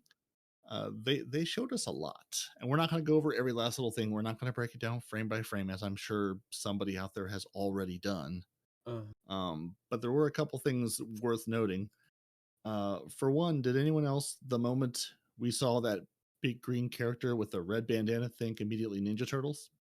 I thought we were going to have a Ninja Turtle season, and then they were shooting Spider-Man threads out of their hands. So Yeah, I'm Ninja hurt Turtle by that Spider-Man, though. brought to you I'm by hurt by Sony. that because initially, if you were paying attention to the thing, they said initially that was supposed to be Hunter only, and I was like, yes, but we wanted to give it to everybody. No, And I damn it! and I knew that was the moment that Yep. Respawn's brain would go, "Oh, I'm sad now." A little bit, yeah. I'm really curious. But how no, Fred they Kessler made up Drake for it with became. the super though. The Hunter super respawn's brains went yay again once I saw that super Yeah, they with the distract you kunai by with looking at chain. the super, yeah. Oh, it's so Yeah, good looking. yeah, the one they actually talked about. So we're going to be going to New Wakanda, guys. Neo Luna on Neptune, which is a Cabal infiltrated city. They've got these crazy Shadow Legion with suppression devices that can take away some of your super and your abilities. These impossibly huge tormentors, basically, boss characters on the battlefield right there with you. They can drain your very life force from you. So I'm really curious what these suppression and life force draining mechanics are going to look like on what is basically Space Wakanda, this super advanced city that we just have never seen before, just out there hanging out on Neptune that we've never bothered to visit. It's on Neptune that we've never. Yeah, exactly. When I was watching it, it looked like the little diamond things that we have to shoot. You know, if you're on the Leviathan at the moment and you're doing the 3 different stages to get to the boss, and when you get those little mini bosses up in those areas and you get them down to a certain shield area, those diamonds that kind of rotate round that are black with the gold kind of outer glow to them, that they're up in the air that you have to shoot. Same mechanic. It Yeah, looked it's the like same mechanic from those are kind Wellspring of too. yeah, it looked like those are kind of dotted around, and they kind of, I could be wrong, drain your life force, and you have to shoot them to stop them from, I could see them chucking those out like a grenade thing, and that drains your life force or stops you from doing something. But these tormentors look like a miniature version of the boss from Vow the Disciple raid, the Rorke, or actually, I thought miniature versions of the Devastator from Thor, Mm-hmm. from the original Thor film, that comes to kind of destroy Midgard, and yeah, I thought it was that. Yeah, I think they're stealing a lot from Marvel. Hey, listen, I mean, they told us Arc came from Voltage 2 with Jason Statham. They were like, we enjoyed Avengers and Infinity War. We want to do that. And I think this also answers some of the question about power creep. How are they going to, they've given us these amazing new subclasses that synergize and have all this amazing ability. Well, how we're going to do with power creep is just take those abilities away, hack away at those. So it's not just pure power creep. There's some balance in the force. Yeah, give the enemies stuff that can counteract our power. Yeah, and Strand is that new power. So our little green subclass, everyone's like, oh, it's the poison subclass. Well, it was a darkness subclass. Everyone wasn't wrong, but it was all about psychic energy. It connects all beings and all minds. Watch out for the Vex. They're coming. Do you think that's a connection to the Vex? That was my first thought when they were like, it's a psychic energy. It connects all beings and everyone in the entire galaxy. I go, so the Vex haven't figured this out yet, so they're not going to just be waiting for us. I'm really curious what sort of Cabal Vex partnership we're going to see. But I thought it was interesting that the grappling hook obviously is everyone's first ooh moment, and then Respawn's sad moment for a second. Bungie says darkness is about consciousness, where light was about creation. I really like how they were like, the Warlock, he's a telekinetic master. He reaches in the Strand dimension and pulls matter out and weaves it into missiles. The Titan, we gave you claws. You got big claws you can spin with. And then the Hunter rope dart. You weave your strand into these rope darts, weapons you can spin around with, which just looks amazing. Yeah, the Warlocks reaching into the Strand dimension reminded me of, again, Spider-Man, when Mysterio was kind of messing with Spider-Man and kind of doing all these different things to kind of like torment him. When you see the Warlock kind of, I think there was a part where they were stringing up Cabal and things like. I think that this is kind of reminiscent of that. The Hunter Dart thing, that is definitely reminiscent of Mortal Kombat, the most recent movie. Like that Get over here, yeah, Scorpion, Scorpion. yeah, Scorpion and Sub-Zero. Yeah. No, I mean they're definitely getting some artistic boundaries. Let's call them. It's like, how close can I get before I actually copyright? Oh, there we go. Okay, that's a limit. There's a limit. How cool would the crossover be? How cool would the crossover be between Mortal Kombat and Destiny? You get that I could get behind. You get a skin to look like Scorpion. That's the Who? I'm Why gonna do you need to keep know saying who. Scorpion, dude? Is he into astrology now? Yeah. Scorpion has many interests. Yeah. I mean, I'm just saying, Sony owns Spider-Man, and now we've got Spider-Man webs in Destiny. So, I mean, the possibilities are endless. And what's really cool about those, if you guys were paying attention, is you don't even need to hit like a building or something. When you shoot it out, even if it's in null space, it'll still latch on to something within null space, and you can still swing with it. I was like, that's cool. Yeah, that is definitely That's really Spider-Man cool. logic. You don't see where it is off screen, but you can still grapple from wherever it is. Oh, I'm shooting it straight up. I can still swing. Yeah. How many map hacks are there gonna be if you can reach out at any point in the world? But you say that, but we had that issue when Stasis was introduced, and you could have literally an exotic that would fire out all these kind of icicles that you could then jump onto, and a grenade that you could jump onto. I think they've kind of, I mean, there are still kind of boundaries that we see Froggy getting in and out of and things like that, but I think they've worked their magic around it and stopped people from doing things like that, which is good. Yeah, they're at least more aware of it. But yeah, that was also my first thought: is how weirdly broken is this going to be at launch, or what sort of weird unintended things you can do in the game that you couldn't do before, but now you can do. I am kind of slightly, I am slightly upset with the Titan claws. It's like you could have done something. We've got a smash. We've got another smash. They gave you spinny bits. You don't like the spinny bits? The Titans were not smart enough to reach into the void. They were like, we can reach into the strand, and we pulled out claws because we like crabs because they're tasty. I don't know. I mean, I'm. You guys wanted to punch. Now you have jaws for hands. Stop complaining. All right. Right. I mean, again, if the whole class is about like telekinesis and psychic powers, I'm going to assume. I'm curious again, like what our verbs are going to be, how that's going to play out. And again, it's still too early to take anything we saw as total, doneness. Like it's obviously they're not going to change the supers or the subclasses around, but what our kit ends up being and what we can do, I'm curious to find out. I don't know. It's interesting. Well, you Titans had triple melees in that quote unquote leaked version, right? Yeah, it could have just been a build that they were working on. Right. Yeah. That's what I'm saying. Like anything that was. Well, yeah, anything they showed was all like, it said like pre-alpha footage, pre-alpha test footage, technical test. I'm not taking anything I saw as any kind of reality. Yeah. It's like that's a thing. They were like, maybe they were testing melees and going, let me give you a bunch of this out. Again, it's still too early to know what we're going to actually have in our hands. Yeah, I thought you were going a different route when you started talking about how, it's all about psychic abilities and looking into the void and Titans. And my brain immediately went to, well, as we eat crayons, we can't really look that far into the void, so we just got the first thing that we could grab. Hang on a second. Rewind. What? How we eat crayons. Mm-hmm. What about? Look, dude, in real life, I'm a Marine. We've had our share of crayons too. All right, so.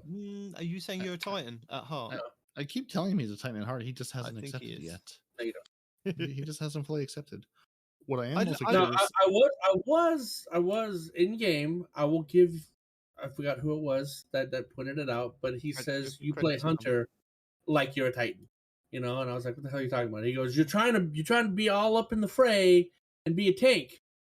You don't do that, And ever since he coached me on like how to play PvP like an actual hunter, ever since then, that's how I play. But You don't play initially, I will give PvP. you credit where it's due. I did play Destiny PvP as the wrong class initially. So yeah, You don't play I- Destiny PvP had to now. work Don't lie to the people. no, I said initially. I didn't say now. I like that we're going to a new place, and it's again that they're sticking with the tradition of going to a new location, giving us new places to explore.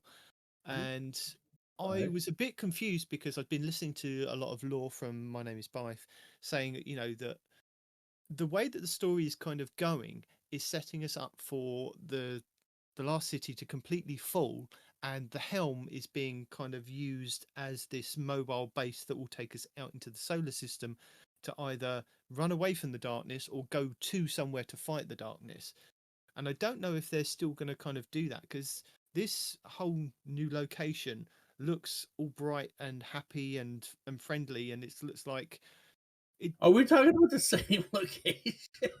Yeah, this Neo Luna. Bright and Neolina. happy and friendly. I'm sorry, It what? does. It looks like this, you know, Yeah, this hidden city as Yeah, no. Did you not watch any of the footage? Like, it's bright. Like it's neon. No, it's it's neon, neon yes. and colorful. That It's doesn't bright. necessarily mean happy. I mean, everywhere well- that you saw neon, there was also combat happening. You Yeah. know, I'm not. Well, right. I mean, Well, Bungie made the point. This is a Cabal occupied city. Callus said, "I'm going to stick my ship right here in the middle of it." Which also, did he not know it was there the whole time either? But yeah, no. I mean, it's a city under siege. But yeah, it's a very different environment from anything else we've seen. But I they think said one point- it's been under siege, like for a long time. You know, and Callus No, it just looked- gets there. from what it looked like, it's like he'd only just arrived there. Yeah, That's that's what Bungie said. They were like, Cal, showed up recently and put his showed up and put his ship right down the middle of the city. yeah. That but hasn't if been he there just forever showed up, then with all the then Cloud Strikers who hanging has out. been invading them all this time, right? There's Nobody's been sieging. invading them all this time. Well, No, nobody. no. That's the thing. Bungie said specifically been- this place has been under siege for decades or centuries or something. No, They I gave think the it's been impression like it's been under Wakanda. siege for a It's long been time. hidden. It's been hidden for a long time since. Yeah, no, I don't think it has been collapse. under siege. It is now, but I don't think Yeah. it. I mean, that's what allowed them to flourish. That's what allowed them to skip the whole darkness and the whole like fall of the world or all the worlds. The entire thing. And they were hidden away and basically flourished for hundreds, thousands. I can't remember what our timetable is in Destiny, but they're Wakanda. They were just hanging out doing their own thing. Coaching the Cloud Strikers to be defenders of also not humanity, of Neo Luna Yeah. people, whatever we call them, Neo Lunites, Neo Lunatics. Neptunians. It did kind of throw me having this whole new area be all bright and light, and that the logo for Lightfall is like whoosh, and it's like, what is this kind of futuristic game that you're kind of? It's completely.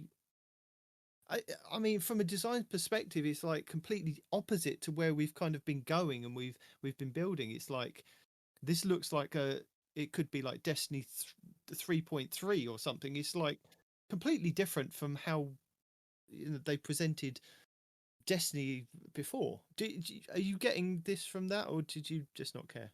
Well, that's what they're trying to do, though. They're trying to move Destiny into a new place, and slowly but surely, we are getting that aspect of RPG ness. No, but what I'm saying is like the whole aesthetic of this new place. I get that this is this place that we've never been to, but the whole logo change and like the whole feel of it looked like a fresh new game.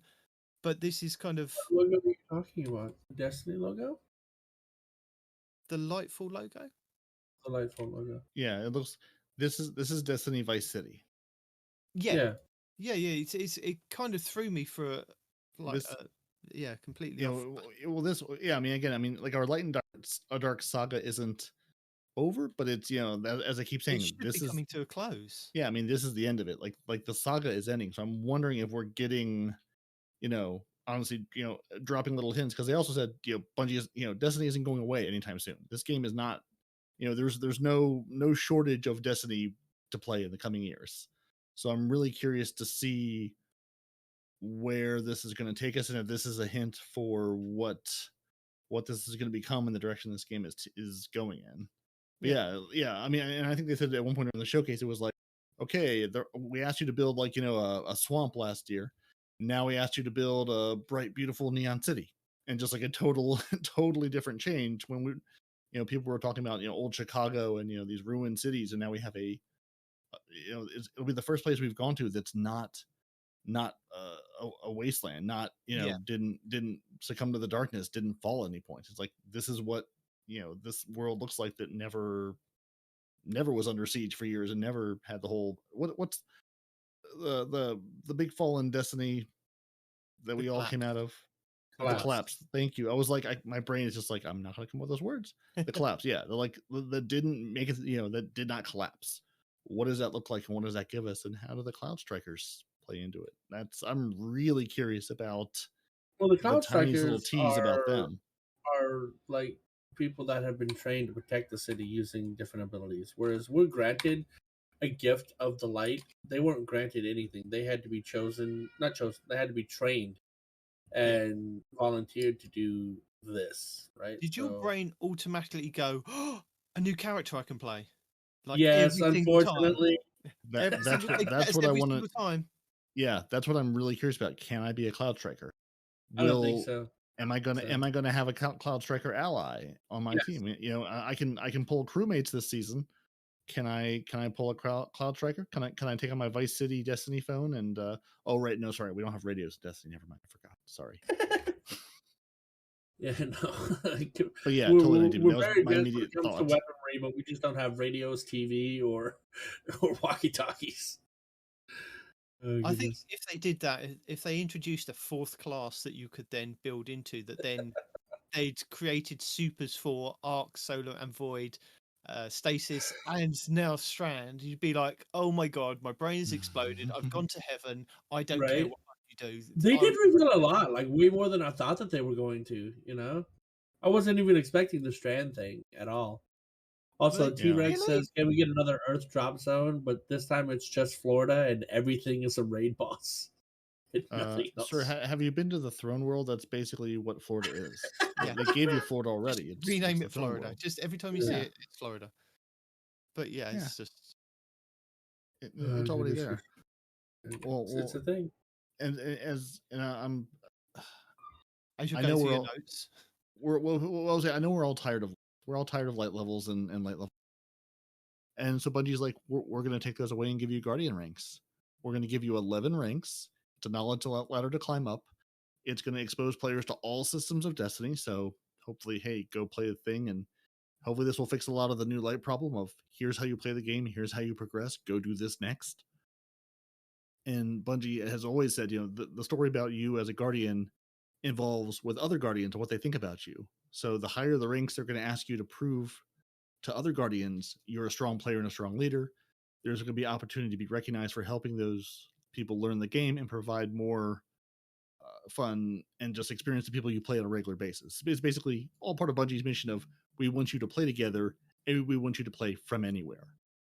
So I'm hoping this means like those higher ranks, they're gonna say like, hey, Sherpa people through activities, you can get the ranks for doing that. They're also finally building LFG into the game, which is Bungie. I saw that. Be friends now.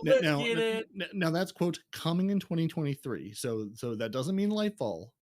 LFG 2023. It's coming. And while you're climbing your Guardian rings, you're gonna be able to command people, which they said coming to Destiny with Lightfall. So I'm assuming in Lightfall now, whether it's Lightfall season 20, season 21, 22, we don't know when it's getting released. Could be day one Lightfall. I'm hopeful. We can give commentations, which is just feedback to players, which I think is just a super cool idea. And I like that you can. Well, I already know. I mean, you can give any number of these things. Now I did fiendishly look through these because I was really curious, and I'm also very curious if they change at all. So I'm gonna go through these quickly, but they're not. Again, as all Bungie stuff said, this is pre-alpha technical footage. This could all change. So before you go into that, I just want to quickly check. So we're getting rid of light level. Is that what they said? Completely getting rid of it, and we're going to have ranks instead. Or is light level still going to be? That's sure what it looked like, but they were. I don't think they said. I went back and I listened back to it. I don't think they said in as many words, we are doing away with this. Okay. They did show your guardian rank, and there was a like the rank 11 paragon is what they showed, and they did show 11 tiers of again ranking up through this knowledge ladder. But Is they this to didn't. do with I like? didn't see light level anywhere. I didn't see that as a metric anywhere in what little bit they showed. Because I'm thinking from what I saw is that the guardian ranks go alongside the commendations and what you're going to go through with different categories, so that you'll be awarded various different ranks as part of like doing different things with different people and helping other guardians go through stuff. And you don't necessarily have to say that this person helped you. You could just play along with them all the time and things like that. But yeah, it looked from what I saw is that the guardian ranks goes alongside these commendations. I think you're right, because I went back and I'm looking at where they're showing off the LFG Fire Team Finder, and there is a flawless, and there's a 1550, which looks a lot like a guardian. It looks a lot like a light level, and then another number next to it, a much higher level, 2800, 6900, 7700. Yeah. That maybe it's guardian rank. So so that does look like light level, at least for now, is sticking around, but hopefully maybe becoming less of a thing and more of a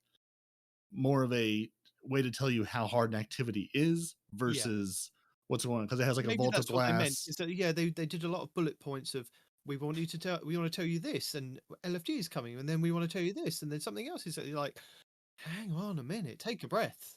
So it may not be the light levels going away, but it's certainly becoming less emphasized. Like, I don't think they mentioned, I don't think they said light level in anywhere in the showcase. Pretty much, it was like all with Iron new Banner stuff. for like the last season, going into season that it used to be light level enabled. It's now, it doesn't matter. It's only going to be for things I think like Grandmasters, going into raids and doing like contest modes and things like that. The higher tier stuff is where it's going to count, but the other stuff you can build towards it, and you can hit these like check marks and go through the game and play this, and you can help other people get there.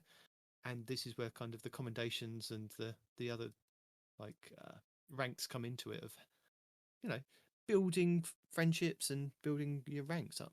So sorry, Peroty, continue.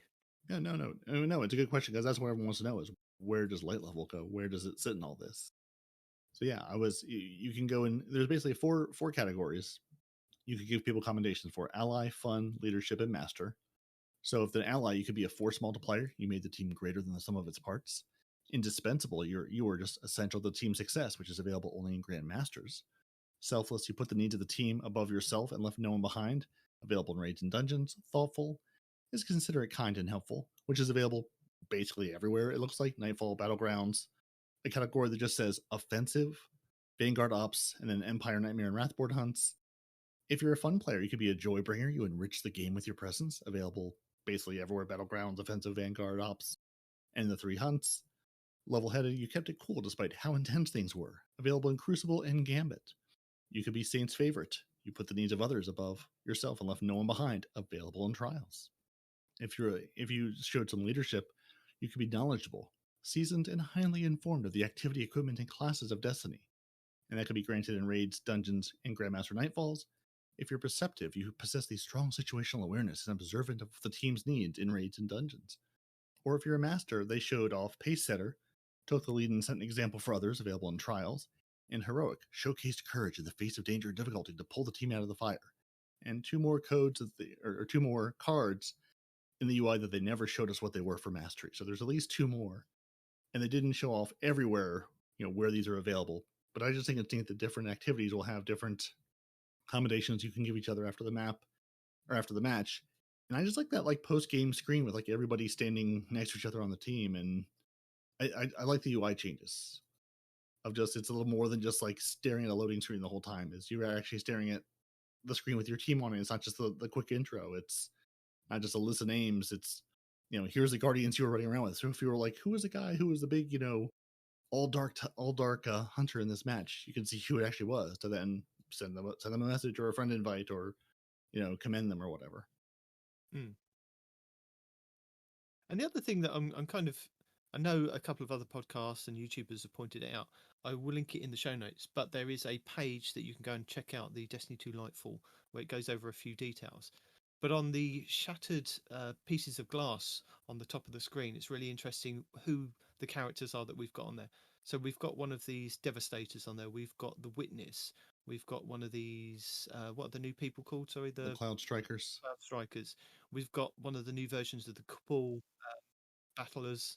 We've got a Guardian, and then finally on the end we have Osiris, which is really interesting, seeing as this guy has been in a coma since before. I don't see what you're saying. Where's that at?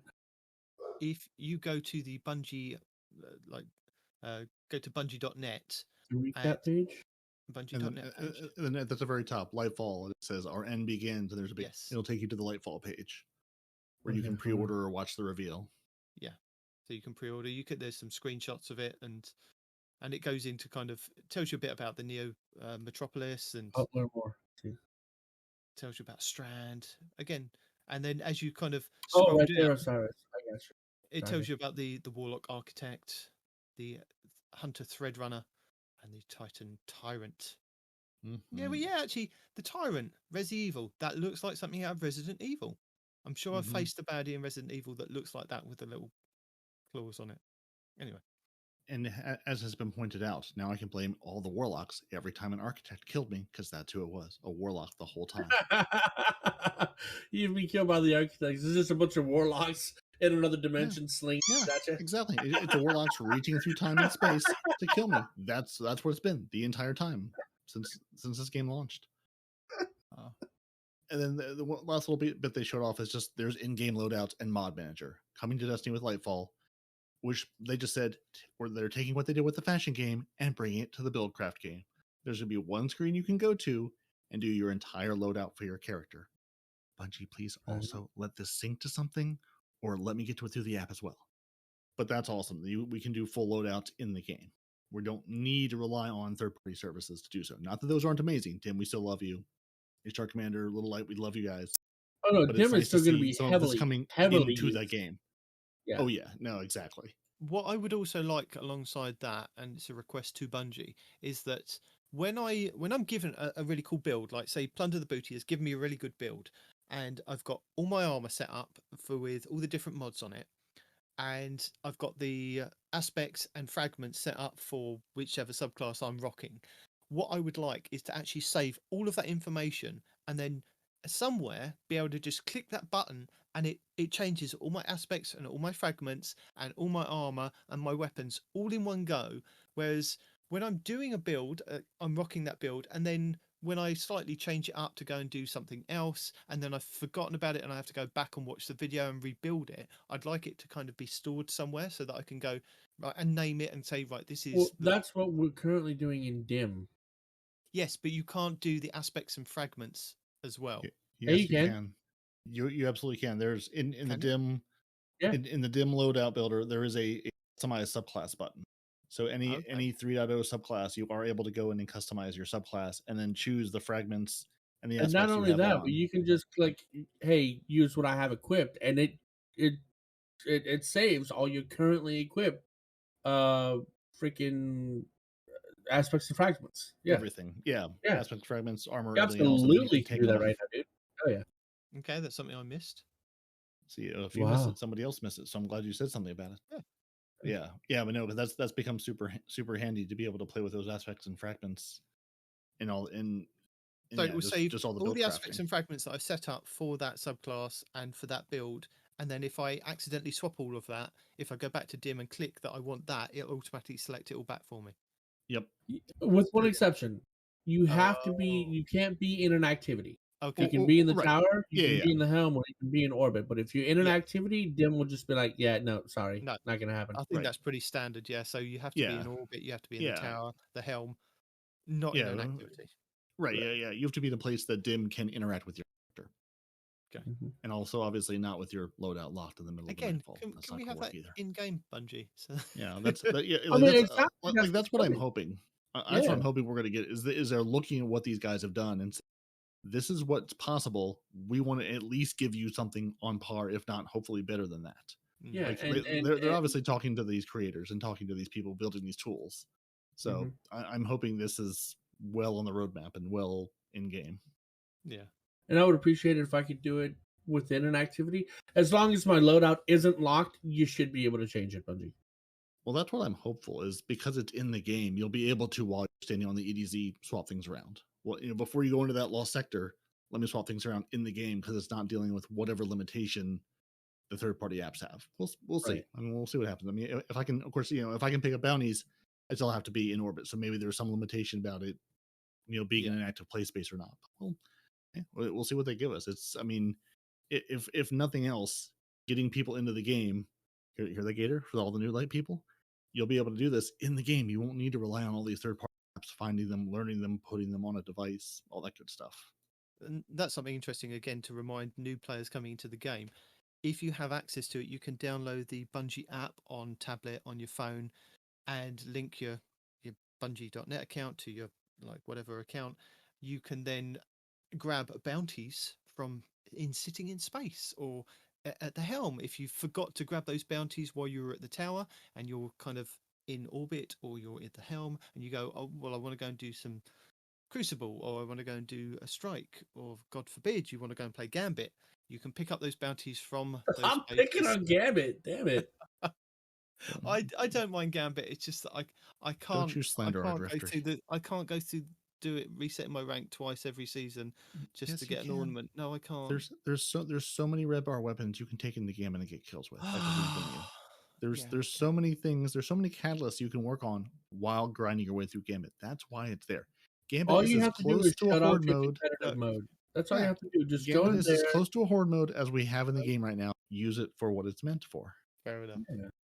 So going back to the Lightfall you page, to try to win and you're stressing yourself when you don't worry about any of that, dude. Go in there, complete your weapon bounties, complete your red bars, and just do that, dude. That's all. So going back to the Lightfall page briefly, it does hint that we have a new raid coming. A haunted presence has been detected within Redacted. Guardians must explore the mystery and discover everything that they can about this threat. And the Lightfall dungeon key. 2 pinnacle challenges await Lightfall plus annual pass owners. Unlock the season 21 and 23 dungeons, each with its own exotic weapon and collection of rewards to earn.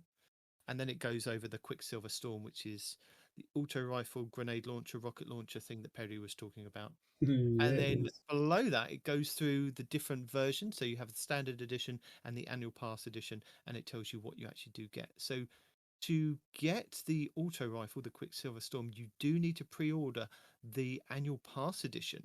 If you only pre-order the basic edition, the standard, you only get the emblem and the exotic ghost. Whereas if you get the annual pass one, you get the exotic emote, the auto rifle, the exotic ghost, and the exclusive emblem. Plus the Lightfall dungeon keys and Rahul's stash, 1 per season, which is something new that they kind of haven't told us about, have they? Not that I've seen. No, that's where I was going. I wonder what that is. And the Lightfall exotic sparrow. Yeah, and this is something where if you're young, you don't have the money, whatever the reason it would be, and you're not or can't pre-order, and you're sitting here salivating at this auto rifle, which I mean, rightly so. Bungie does put these things into the game, like the Witch Queen pre-order. Eventually, you just have to wait 6 months while me and Peroty light you up. Well, right. Well, I don't have it either. These things do tend to come to the game. The Osteostriga, the SMG that shot the poison rounds, that was a Witch Queen pre-order bonus, and they did bring it to the game again. Yeah, a couple of seasons later, again, it wouldn't be a pre-order bonus without giving you some reason to pre-order with. But they do bring these things to the game, so it's not like it's buy it now or you're never going to be able to touch this thing. It'll come to you eventually. Never gonna get it. Never gonna get it. Never gonna get it. Never gonna get it. Never gonna get it. No.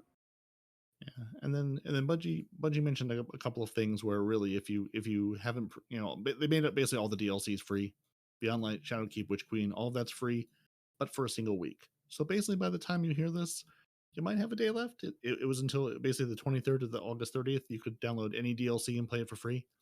But what you can do, yes, and have for free forever, really? is because of part of all the Fortnite fun and Fall Guy fun that we've talked about, all the Epic Games stuff. If you download the game from the Epic's game store, you don't have to play it from Epic. You don't have to take your Steam game and move it to Epic. But if you just download the game, free to play from Epic, you're not giving them any money. Really? Bungie will give you the 30th anniversary pack. Yep. They will say, which and that's forever. That's not just limited. That's forever. You get this to keep. Mm-hmm. And yeah, and Respawn, what do the people get? You get the Gallahorn. And you get other stuff too, but you get the Gallahorn. He's not Yeah. got the notes in front of him. You're Yeah. gonna have to tell him. Yeah. I mean, you're gonna get the Gallahorn. I mean, really, honestly, that's the headline. You're gonna get the Gallahorn, the Catalyst, the Ornament. You're Mhm. also getting the Grasp of Avarice Dungeon, the original place where the Gallahorn came from.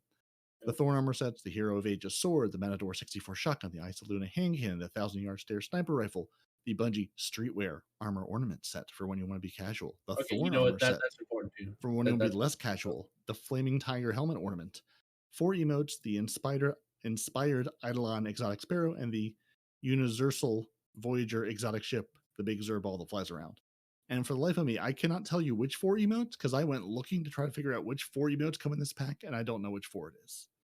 To just clarify that, you don't just get given this stuff. You do have to work to get the Universal true. Voyager exotic ship. You do have to work by playing the Grasp of Avarice dungeon to get the catalyst for the Gallahorn. You have to actually go through the Right. Grasp of Avarice to get the Yeah, Gallahorn start off you with. give it the to go back through opportunities. and do the That's catalyst. what it is. Yes. Yeah, and you get a chance at getting these drops and doing all the other stuff. But yes, there Yes. are. It's extra Ve- stuff for you for free, basically. Yeah, very, very valid point. Instead of paying what the $10, $15, whatever it ended up being to get the 30th anniversary thing, Bungie's saying here, just go get it. I'll Even tell if you you don't the play, anniversary was $30 too. even was it okay? I couldn't remember what it was. Even if you're not going to ever play on the Epic Game Store or play on a PC, you probably have cross save and cross play turned on anyway. Go get the free content, load it up on whatever you do play on, and you should be all set. Now I'm going to say that and hope that that's the case, and that's how that works. Is you'll get license for it on if you play on Xbox or PS4, PS5. I don't really know, so I'm hoping that's the case and we're not leading people astray. But if so, then yell at Bungie because they give it to you for free on the Epic Game Store and not where you play. Now, if I go to the Epic Game Store and I link my Bungie account, or is it vice versa, or if I go to the Bungie website and link my Epic Game Store, do I get any rewards? That's a great question. Anybody who plays on not Xbox alone can tell me. There is, and I've completely forgotten what it is. I can't find my notes on it, and I was hoping that you had it written down. No, that's one of those I have nothing that will play PC games on, so I can tell you that Bungie will tell you can get these things, but I don't actually know from firsthand experience what they are. Oh, that was it. The emblem. I think it's in the TWAB. That was it. Okay. So You knew, yeah. We'll get to that in a second. Then. Yeah, and we're not going to go over the Arc 3.0 stuff from the showcase because we not? it's here now. You're playing it. You're playing all the Arc 3.0. Well, what We talked about Arc 3.0 last week. Now, if Nitedemon has more things to talk about Arc 3.0, he is more than welcome to explore all of those deeply. The only thing I'm going to say though is Bungie also mentioned Destiny 2 is not going anywhere, and neither are your expansions. No more expansion sunsetting. So I'm very curious. Gonna make the game freaking how huge every time we download it. Well, I'm really curious how they're going to pull this off, which made me sent me down a rabbit hole of when did these various consoles come out, and then not even brought up a very important point because I went looking because Destiny 2 was released in 2017. And was messaging me all the different things that you were coming up with. Oh, I know. I got real deep into this. I went down. He sent me a spreadsheet. This is how detailed he went into it. Oh no. Not a spreadsheet. Well, I mean, he just had some time on his hands, and he decided he was going to do spreadsheets on it. Yeah, I got real deep into thinking about this. I feel like I'm gaitored down a deep dark tangent that someone should need to drag me out of. So Destiny came out. Destiny 2 was released in 2017, same year as the Xbox One X. The only things that have come out since then are the Xbox Series X and S and the PS5. The PS4 Slim and the PS4 Pro came out in 2016, along with the Xbox One S with Rise of Iron from Destiny 1. The PS4 OG was released the same year as the original Xbox One in 2013, a year before the original Destiny 1 release. So this is a long, dark way to say, I think this is where we see the legacy console being handed to Xbox One and PS4 at least, and maybe the One S and the PS4 Slim and Pro. Do they cut the whole PS4 line off and just say, Lightfall in 2023? It's 6 years after the Xbox One X came out, and we need you on a Series something or a PS5 in order to play this. And PC, you're on your own. I mean, PCs are PCs. That's a whole thing. But I think, to we be dump honest, all this? they're still going to kind of they're going to go into Lightfall with it. It's going to be playable on all Xbox Ones, all PlayStation 4s, PlayStation You just 5, have to turn on all your graphics. You got to turn and down all the and sounds. Series X and S's, right? I think that it's still going to be, but I think they're going to be looking at what they did with Destiny 1 with the Rise of Iron, where that was the cutoff for going forward with progression in the game. And this is what I was messaging Peroty about, was that we got to the stage of in Destiny 1 where the Xbox 360 and the PlayStation 3s could not cope going forward and doing the stuff that they wanted to do in Rise of Iron. So they made that kind of cut off, and they said, we're not going to go any further with the you can still go and play on the 360, but you won't get anything past Rise of Iron. So technically at this point in time, you can go and play Destiny 1 on the old 360s and the old PlayStation 3s. Those servers are still up. You can still play Crucible. You can still play the game from Bungie on those old consoles, but only up to a certain point. If you had, it was Rise of Iron, wasn't it? Going forward was the only thing that on Xbox One, the old Xbox One from 2013, it's like 10 years ago. That's where it kind of continued. Yeah, and what's wild is you can absolutely play Destiny 2 in its current iteration on that now 9-year-old, will be 10-year-old Xbox or decade-old PS4. I've played it on the original Xbox One. It's somewhat doable. Like, you start getting in, I mean, the Season of Solar and the Season of Arc absolutely kill the performance. I mean, all of those flames everywhere, it can be done. I would not recommend doing it. So, I mean, it's playable, but at what cost? So I'm really curious to see when they were like, we're not going to sunset anymore. Well, what are you going to do instead? And that's where Nitedemon was also like, oh, remember how Destiny 1 still exists? Like, as a thing? Like, they turned off the Destiny 1 APIs like this weekend to help performance and things. And people were like, wait, there were still Destiny 1 APIs running? Like, D1 is still out there. D1 is still being supported. I mean, it's not, being updated, not being patched. It's not changing, but it's still very much out there. And is this where D1 gets that nail on the coffin and they say, listen, it's been a good run.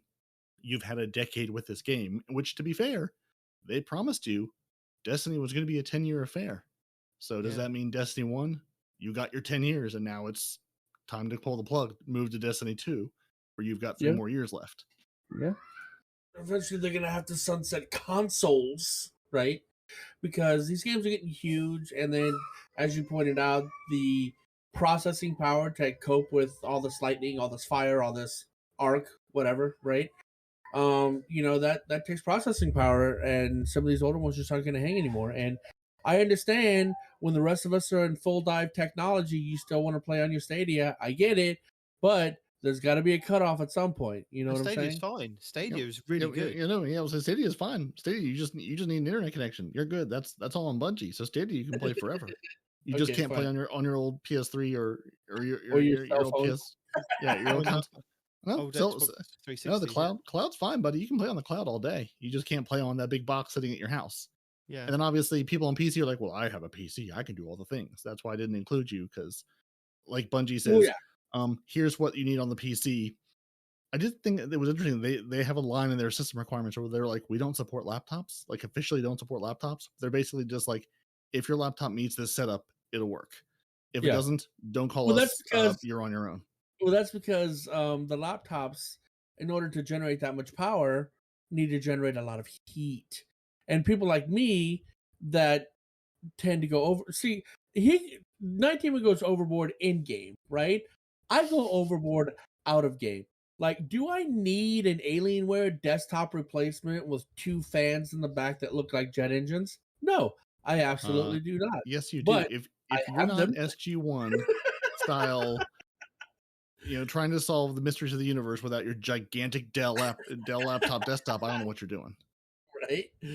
But no, I mean, you could easily play it like on a Razer, a Razer half the size of mine. But here's what I have. I have a 19. One that I shave my neck with. Huh? One that I shave with. I don't know if it'll work on that. Razer, the gaming company. Those guys. Okay. Yeah. But yeah, I think to Peroty's kind of lovely chart that he drew up, I think the 360 and the PlayStation 3 Destiny 1 versions will be cut off either at the end of Lightfall, or yeah, I'm guessing they're going to give it the full 10 years. They're going to say, right, you had it for 10 years, 2014 to 2024. Destiny 1 is gone. Because let's face it, we've now got No, we're in Kingsfall. Destiny 1 right now. We got Kingsfall. We don't Yeah, have access to the API. DIM doesn't work at all. We're back in D1, dude. We've traveled through time. Well, that's what I'm saying. We've got the majority of the Destiny 1 stuff back in Destiny 2. It's only a matter of time before we get the plague lands opened up. We get like other planets come back into it, like Venus completely open up again. Yeah. I think that they'll slowly get to the point of they'll have to turn those ones off for the 360 and the PlayStation 3. Even, like Peroty was saying, possibly, I think they might explore the possibility maybe when Lightfall's announced that maybe the final shape might not be able to be handled on the OG Xbox One from 2013 and the PlayStation 4 from 2013. You will need either an Xbox One S, X, or Series X and S, or a PlayStation or whatever 5. the hell is out by then. Who knows? Yeah. Yeah. You're gonna. I mean, gonna get it. You can do so on the OG Xbox One now, but it is not a good experience, and that is not going to get any better going forward. I think at some point Bungie's just going to say, we want you to have a good, we want you to enjoy playing together. We don't want you to go, I'm playing this game and it's a terrible experience. At some point, you've got to say, yeah, but apparently, according to sorry. y'all, if you're on an older console, it's easier for you to see hunters go invis. So and harder. Well, it doesn't matter because you can't see through all the fire and the rendering slowness of everything else. So it's a moot point. You can see the hunters because you're literally watching a slideshow. And we're dead by the time we catch up to move to it. Right. But yeah, the live show that they gave us so much information. It was tidbits, but there was so much information to take away from that and look into, and it was really nice. And the after show, where they dropped a few lore nuggets, and that's what I was hoping Arf would be here to kind of go through a few of those things if he'd actually watched it. But yeah, it's so hopefully we'll get Arf back at some point and he will tell us stuff. Hopefully. Yeah. There was just a ton of information that I think was more than maybe a lot of us were expecting to see. Oh, absolutely. It was very cool to see as much of a look as they gave us. Because it's I was really surprised about the exotic gun too. Like I saw that, I was like, wait, get that if in-game I pre-order, I get that gun now? I have never pre-ordered anything so quickly in my life. Right? I was like, hold up, wait a minute. I'm like, you gave me an amazing auto rifle. I mean, take my money.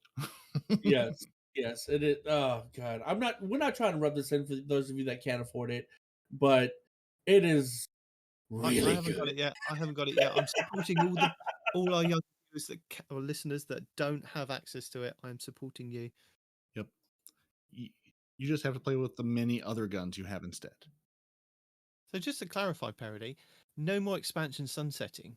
That doesn't mean that like the in-between seasons that we're getting, like Season of Plunder, Season of the Haunted, they will still be kind of sunsetted out of the game. Maybe for like they'll keep a few instances of in the game, but the expansions series, those are seasonal things. Those aren't.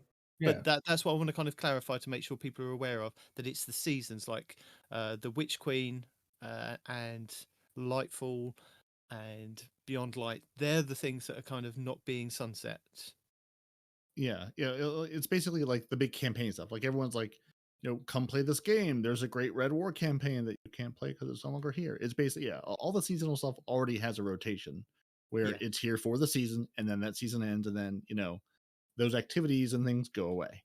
Yeah, it's the big campaign stuff and the things around that are sticking around. They're not taking the big giant story beats or maybe entire planets out of the game. Yeah, it's an activity. It's not an expansion, it's not a DLC, it's not any of that. It's an activity. It's a seasonal activity and they come and go. They don't get sunset, they don't go get vaulted, none of that. It's a seasonal activity. Yeah, like now to be fair, you do sometimes need, to read the tea leaves to figure out which of these things, like when Witch Queen dropped, like when Lightfall's going to drop, there's a bunch of stuff that's part of Lightfall and a bunch of stuff that'll be part of Season 20. And it's trying to figure out, okay, now which of these things are going away and which of these things are sticking around, because that's not always very clear, especially if you're not, playing this game day in and day out and reading every TWAB that comes out. Mhm. Which, I mean, really, if you do nothing else, read the TWAB. Like it's if nothing else, you don't need Tell to them sit that, here and, 'cause and, otherwise they and won't listen to listen to everything in the us. world. They Well, won't no, I see mean, it 2 or 3 days later and go, "Well, what are the guys That's saying?" not. I keep telling you, Here's the Demon, thing. that we're not here for information. We're here for Demon, entertainment. We entertain No, people, and we You're just here for the happen to entertainment. inform them. You're here for the entertainment. We're here for the information giving. Okay. if they're listening to me say this, they're already here. So our work, that part is already done. Yes. But I'm saying also read the TWAB, which is also directed at a certain co-host who never reads the TWAB, who is always surprised at when things happen. So if you do nothing else, just glance through the TWAB. It'll tell you big things that I are going never on. read it, but I always watch it. There's a difference. I'm just, yeah, if nothing else, because again, you could absolutely devote your life to Destiny and read every last little thing and, then do a weekly show for years on end and question your life choices about how you got here. Or you could just read the TWAB and have just a basic understanding of what's going on in the game week to week. The choice is up to you, really. Yeah. I'm not saying which one is right or wrong. I'm just saying which one I chose. Yeah, the only the 2 expansions that we've lost so far are the opening Destiny 2, which is the Red War kind of campaign. That has all kind of been sunset, and the Forsaken, which was only half sunset because we still have the Dreaming City. So Yeah. And then we've got those awkward moments where you play a Gambit match or a Crucible match on Titan, a planet that no longer exists in the game. yeah. So, things are always a little bit weird. Or you hear the voices of a certain hunter in certain missions, and you don't know who this guy is because all of his content's been sunset already. Nathan. Nobody Yeah. understands the joy of Nathan. No. Nathan the Chicken, that was his name. So where are we heading next, Peroty? Just Wiki Bungie? No, Question mark? there's more stuff. There's more stuff What? before we get there. Yeah. Peroty has got patch notes. He's got gifts to give.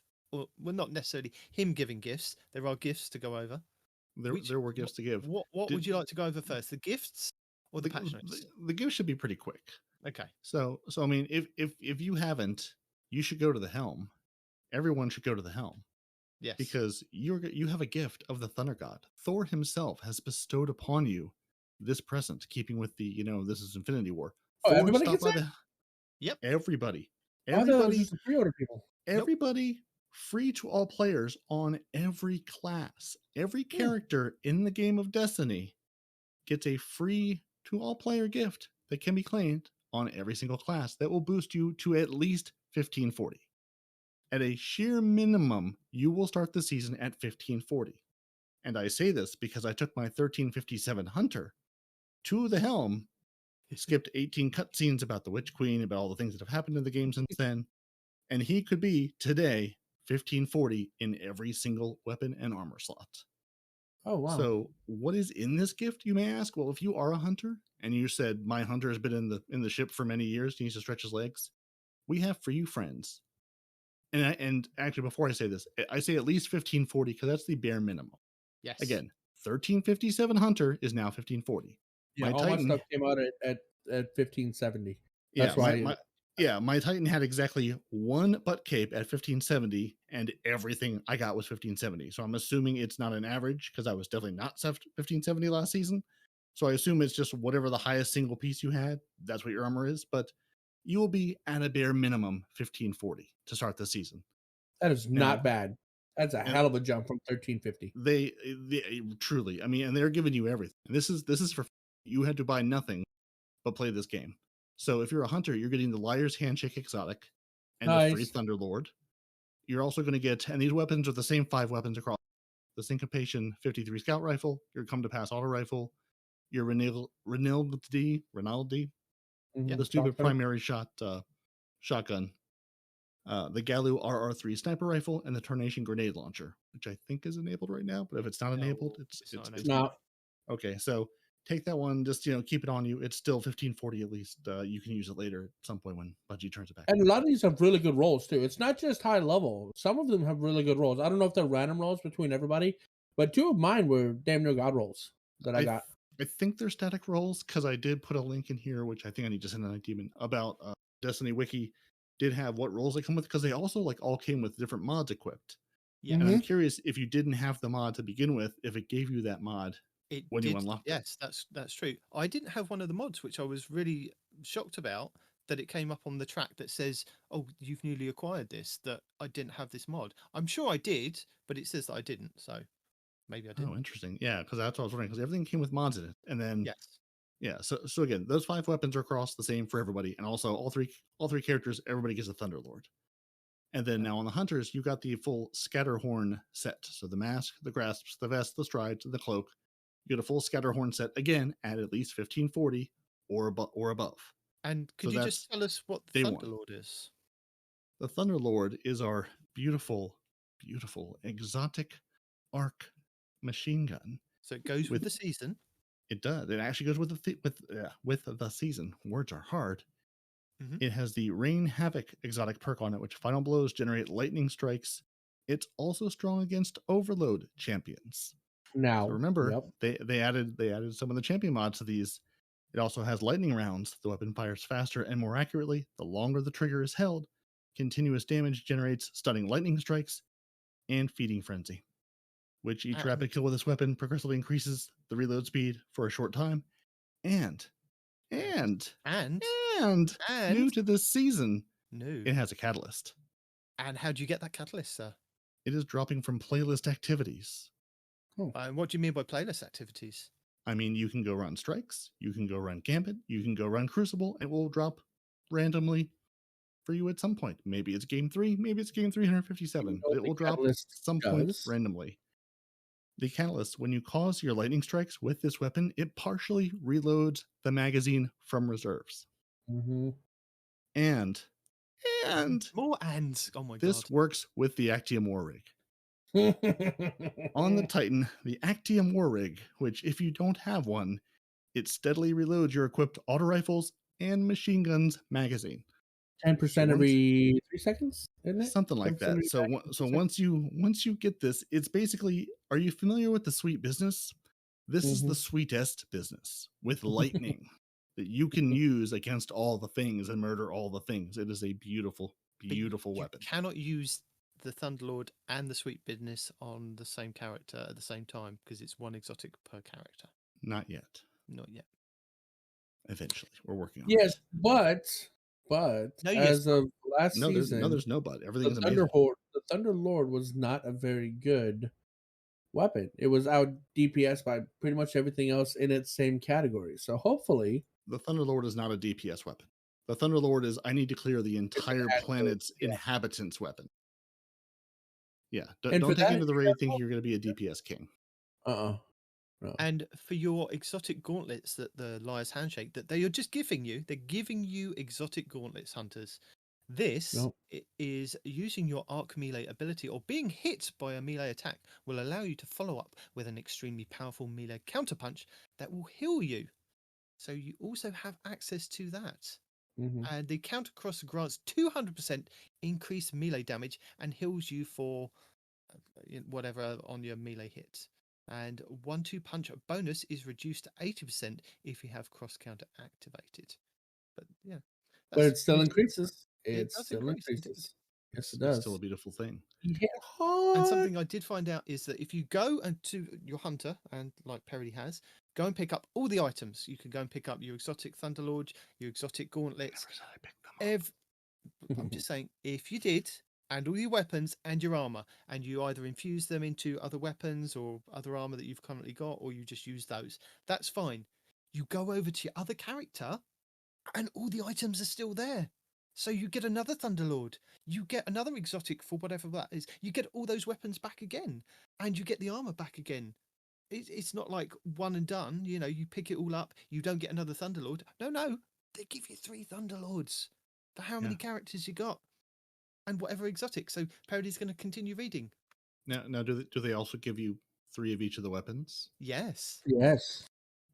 And while they don't give you 3 armor pieces, 3 armor sets, they give you 1 for each class, which you can't switch anyway, so it's fine. Yeah, but you know what I mean? It's not like if you pick up the Scatterhorn for the Hunter, you don't get access to the Reverie Dawn for the Warlock. Right, exactly. Or the Titan. But, you get like 15 weapons at either 1540 or 1570, as, you guys are at 1570. So, sorry, Warlocks. Yeah, so if you're a Warlock, again, you get your free Thunderlord. You get your entire Reverie Dawn set, the hood, the gloves, the tabard, the boots, the bond. Whole Reverie Dawn set, again, at 1540 at least. And you get the Getaway Artist exotic gauntlets, Okay. which has the And- Dynamic Duo perk, which converts your Arc Grenade into an Arc Soul that becomes amplified. The Arc Soul functions as an autonomous turret. And I believe with this season, when you become amplified in your Arc 3.0 subclass, So does he. your Yep. turret is even angry and shoots even faster. Mm-hmm. It's even harder. it's a beautiful thing. It's if you need, it's the Arc Buddies buddy, and put the no time to explain on, and then you just have buddies for days. Your entire fire team, just yourself. Mhm. And then Titans, Z- you're also Z- again hold going to on. get the same. Z Plays is talking about what you just said, and he said that exotic that you just described for the Warlocks is legit been reduced to an aspect this season that you can put on. No, but it was last time. Before Uh. Arc 3.0 AZ, it was you put it on your subclass, you put down your well, and you get a little Arc buddy. Didn't fire as bad, but that was part of when they updated Arc the first time. Now they've updated Arc again, and it's even better and more amazing. Yeah. Or it's not. It's dealer's choice. Either way, you get a free 1540 exotic at least. True. And if you're on your Titan, you're going to get the Curious of the Falling Star exotic chess piece, your Thunderlord, your same 5 weapons, and again your Reverie Dawn set. The hood, no, not the hood. The goes like the tabard. Yeah. I clearly didn't swap these out. Whatever the Titan's gear is called, that's It's what the you're Reverie- getting. yeah, it's the but it's a Reverie full Dawn Reverie set. Dawn set. So I don't know why the Hunters didn't get a Reverie Dawn set. They got Scatterhorn sets. I was Maybe it's asking the prettier. same thing. I wonder why. You know, I don't know. I thought it was interesting that we got 2 of the same. Maybe the Hunters took a vote and they were like, "This is not pretty enough. We're not interested." And the Curious of the Falling Star has the Glorious Charge perk. It greatly increases your Thunder Crash impact damage, getting an overshield that lasts longer the farther you travel before striking a target. So you can take that Thunder Crash and you can just fly around with Oh, it. it's the overshield that increases? You I thought it do was. damage to people as you fly by them, and then you smash into something, causing all of the damage. I thought you get damage the further you fly. You do. So you get both. You get increased shield and increased damage. Yeah, the community insight on this from the Destiny item manager says the Thunder Crash deals 100% more damage on Thunder Crash deactivation, gain 100 HP, overshield for 7 seconds, and overshield duration scales up with the Thunder Crash distance up to a maximum of 20 seconds. So maybe it is deactivation. After you've Thunder Crashed, you get that overshield, so you then don't die immediately as you've just Thunder Crashed the raid boss. So the shield is after you do that damage. 100% more damage, says the community. These things are all, if not required kit for the season, very, very good for this season. And yeah, it's nice to see. Bungie isn't doing away with light level, but they're making it less important. They're saying, we're gonna, last season it was, we're gonna put you the level you need to be on the Leviathan the moment you get there. This season they're saying, you're gonna be 1540 day 1 out the gate. Go visit the helm. Tell your friends to visit the helm. Tell your friends to visit the helm on all 3 characters, because it's not just one character, it's all 3 of them. And again, this is something Bungie has made a point to tell us about it now, but it's something I stumbled across day 1 going, well, what is this little treasure box over here in the helm? That wasn't here before. It had all my gifts in it. It's beautiful. So now where are we going? Is this patch notes now? Patch notes 6.2.0. Should we patch note? Did they go over this in the 12? I know they did some of this in the 12. No, of course they don't. Okay. So this is the patch that came out with the new season. So we have kind of covered most of this with the weapons that were being changed and a few of the subclass changes, but there was a lot more in like the patch notes, as we said when we were kind of going over the preview for it, that there will be several things or a few things that will kind of come to light or not be included. And Peroty has done a lot of legwork and gone through and gone, right, this is what we haven't told the people about. Yeah, so some of these they've mentioned, but I think it's worth saying again. Our global changes. Several weapon stats were previously hidden, which made fully evaluating weapons difficult.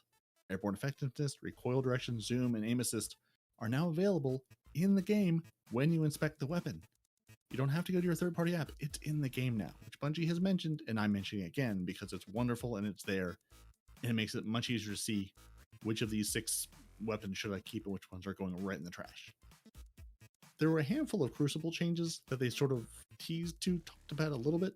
They did fix an issue where the pre-match cinematics would end before the countdown timer reached 0, so you couldn't actually see them, which is a little disappointing. They fixed an issue where the opponent's nameplate would not pulse when their super is active. Who knew that was the thing that happened? In Survival, if you were tied, one of the teams would still get a point. They fixed that now, so either nobody gets points or everybody gets points. I don't know how ties work in Survival. There's the whole loosely based skill matchmaking that they put in the Crucible control playlist and then didn't immediately, but then I think they have now. Maybe they haven't. We'll tell you in a report roundup in a bit. But this is loose skill-based matchmaking, which has a wider starting skill similarity than Survival and should result in matching a wider variety of players, also eliminating some of the frustrations we see in the current system. Your mileage may vary. If you're playing a 3v3 Crucible mode, your special ammo will no longer refresh upon being resurrected, bringing them in line with what happens in Trials today. Self-reviving still restocks you with ammo. So if somebody reses you, you get no special. If you just respawn, you get special. They fixed an issue where the Crucible streak protection message was popping up just randomly when you joined a match in progress. They fixed an issue with the 3 bird 3 stone triumph that did not progress in all Crucible playlists. There are a number of miscellaneous changes because there always are. They fixed an issue where some of the when you basically went to go inspect another player's equipped aspects and fragments, it wouldn't show you what they were wearing. So if you're trying to see how did that guy kill me, what was he wearing, you couldn't. Now you can. There was a whole issue with triumphs and seasonal challenges that are being claimed and tracked, and you could not untrack them. We think they've fixed some of it. The team is still investigating situations where players may still get stuck.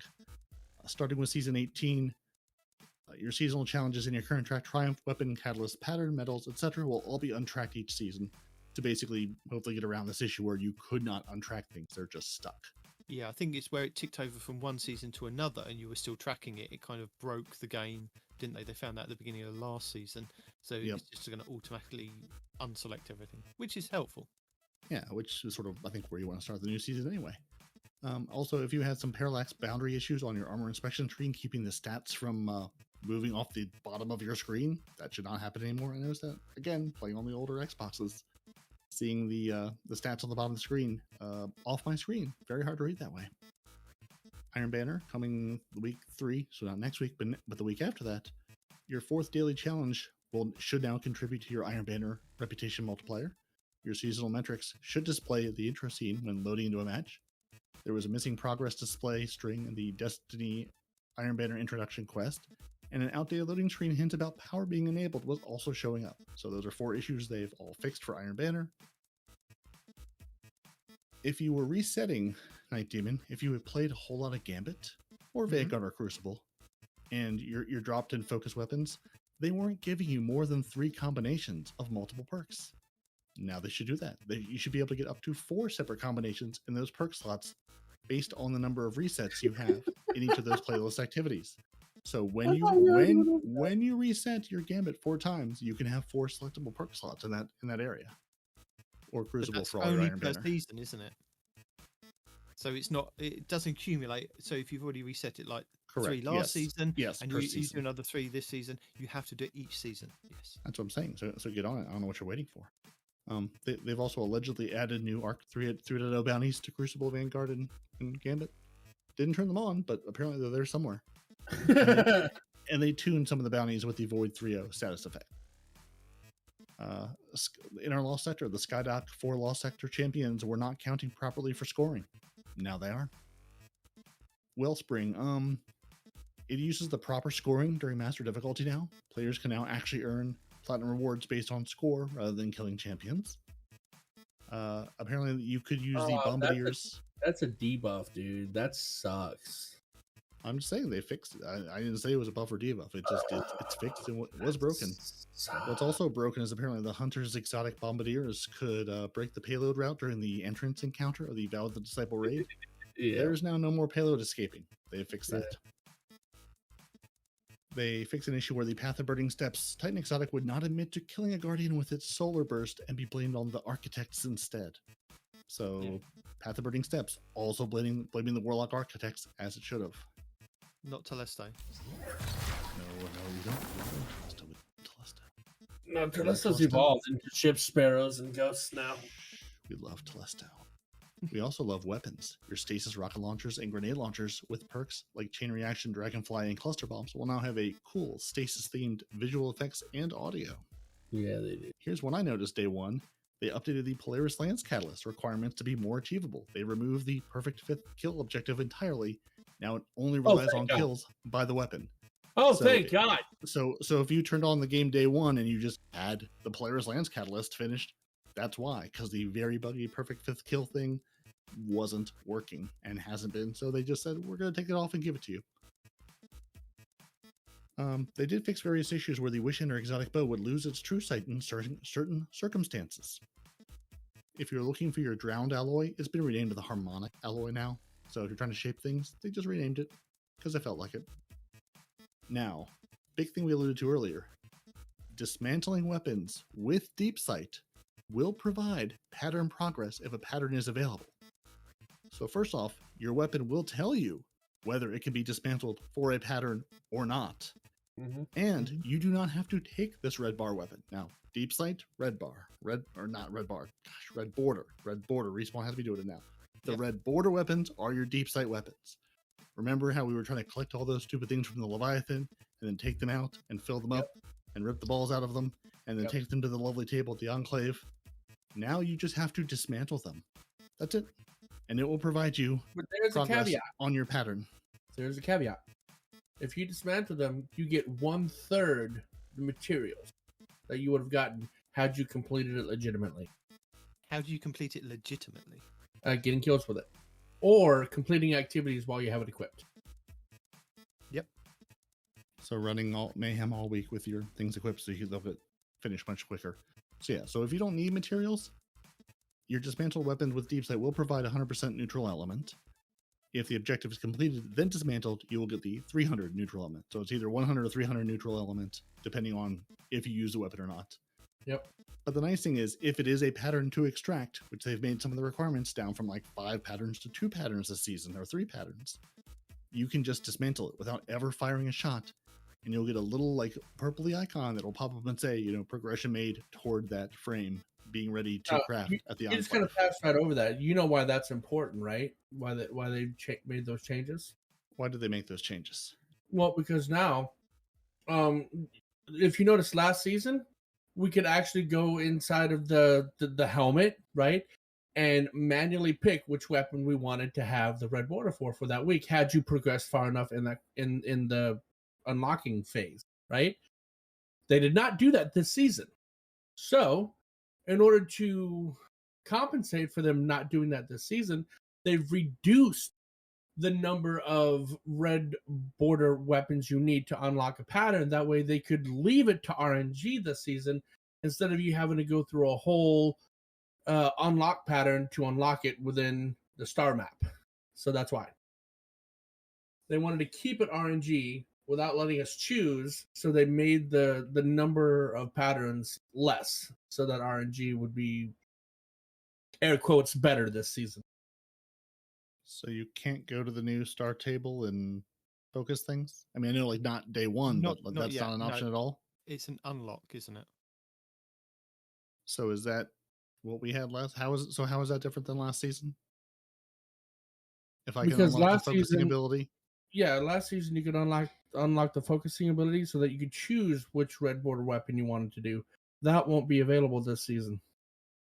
You won't be able to choose the red border weapons. You'll be able to choose the focus weapon, but you won't be able to choose whether or not that focus weapon has a red border. Are you sure? That's what Escross said. When he went through all the different things and what they mean for this season, he said that that's why they did that. Oh, okay. Yeah, because last season, you could get the perk where the first one you focused each week would drop with a guaranteed red border. After that, it was up to RNG. Yeah, sure. I mean, to be clear, you can still focus your weapons this season. Yeah, you just can't focus them with the red border. Yeah, so for last season and the season, our first season with the Witch Queen, you could go to the helm. I think it's at the front of the helm, isn't it? Was that wasn't Battlegrounds, was it? It was something else. Oh no, it was the PsyOps Battlegrounds. Yeah, Battlegrounds. PsyOps Battlegrounds, and then we had the Leviathan, last season with the crown. So with those, you could, if you've unlocked all the nodes on there from doing the seasonal activities, you then got a chance to pick the first one of the week. Now, what I did find out from this season is that every season you get an artifact, right? And at the end of, or the beginning of this season, I think it was the crown that beckoned me over. It said, "Come speak to me." I said, "Oh, okay, I'll go over and speak to you." And it said, "Here you are. Have this artifact, this legacy artifact that you no longer need, but you can keep it in your inventory." And I was like, "Why would I need that?" It turns out if you keep these legacy artifacts in your inventory, you will then be able to get the umbral energy to drop from doing activities that weren't available or you weren't doing on the like last season. You had to do the Leviathan to get the umbral energy to then go back and focus the weapons. So if you go to the crown and pick up the legacy artifact, you can then get the legacy opulent energy opulent umbral energy to drop from just doing other activities. So if you do a strike, you'll get a little bit to drop. If you do like a gambit match, if you do crucible, you'll get this to drop. So it's worth going back to like said vendor in the helm, picking up the old artifacts and keeping them, or wherever they kind of, if they do disappear, keeping them so that you can get Plunder umbral energy from this season, you can get the opulent umbral energy from the crown, and you can get the risen umbral energy from the Psyops battlegrounds. More importantly, what it also lets you do is you can still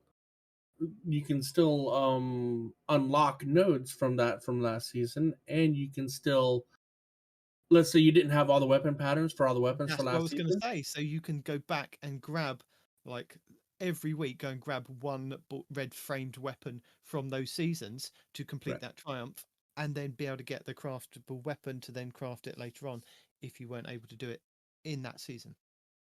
And when I went back and did at the beginning of the week, when I went back and did last season's activity on the moon, I went back and did the catharsis, not the catharsis, the castellum, right?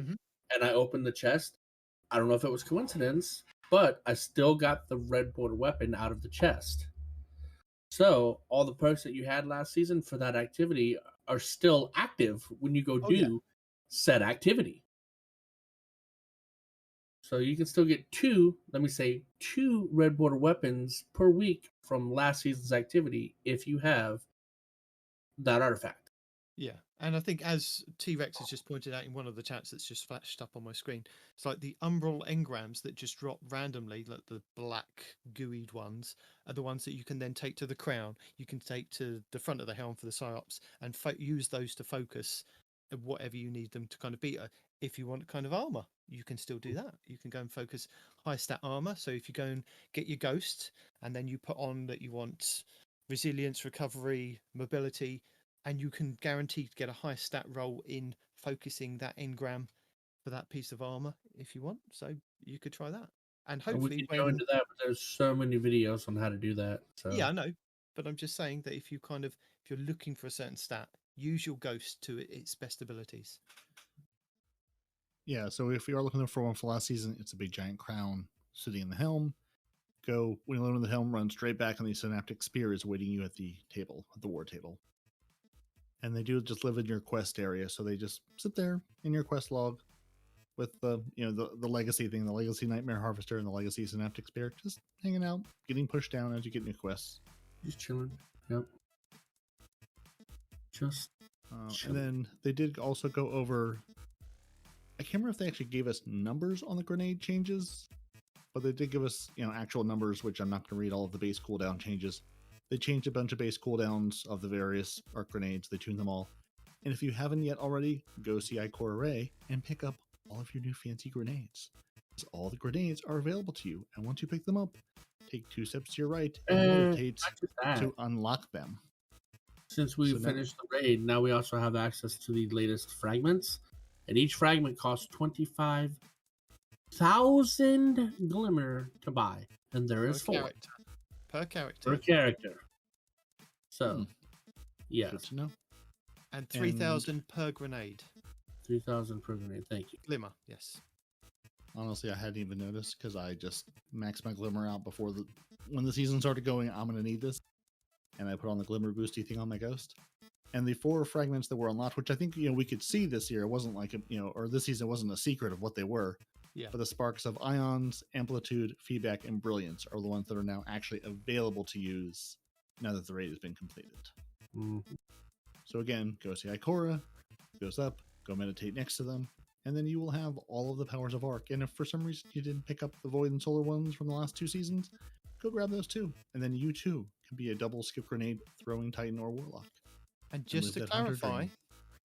because Respawn did the same thing, Ikora is down in the tower courtyard. She is not on Mars near the Enclave. If you see Ikora near the Enclave on Mars, it's the wrong Ikora. That is the dummy version. That is the robot version. You do not need to speak to her. She's hiding down the tower courtyard, just down low from your clan vendor, Hawthorne, and just up from the Drifter. So just run through the tower. You'll find somebody just standing there. We didn't forget. We wanted you to have a say in this, dude. We were doing that for you. So don't speak to Fortnite Ikora. Speak to Destiny Ikora. she will. That's who she is now. Just like we have Fortnite Crow and Destiny Crow. Even the Crow's in the Fortnite. That's their new identities. I'm calling it now.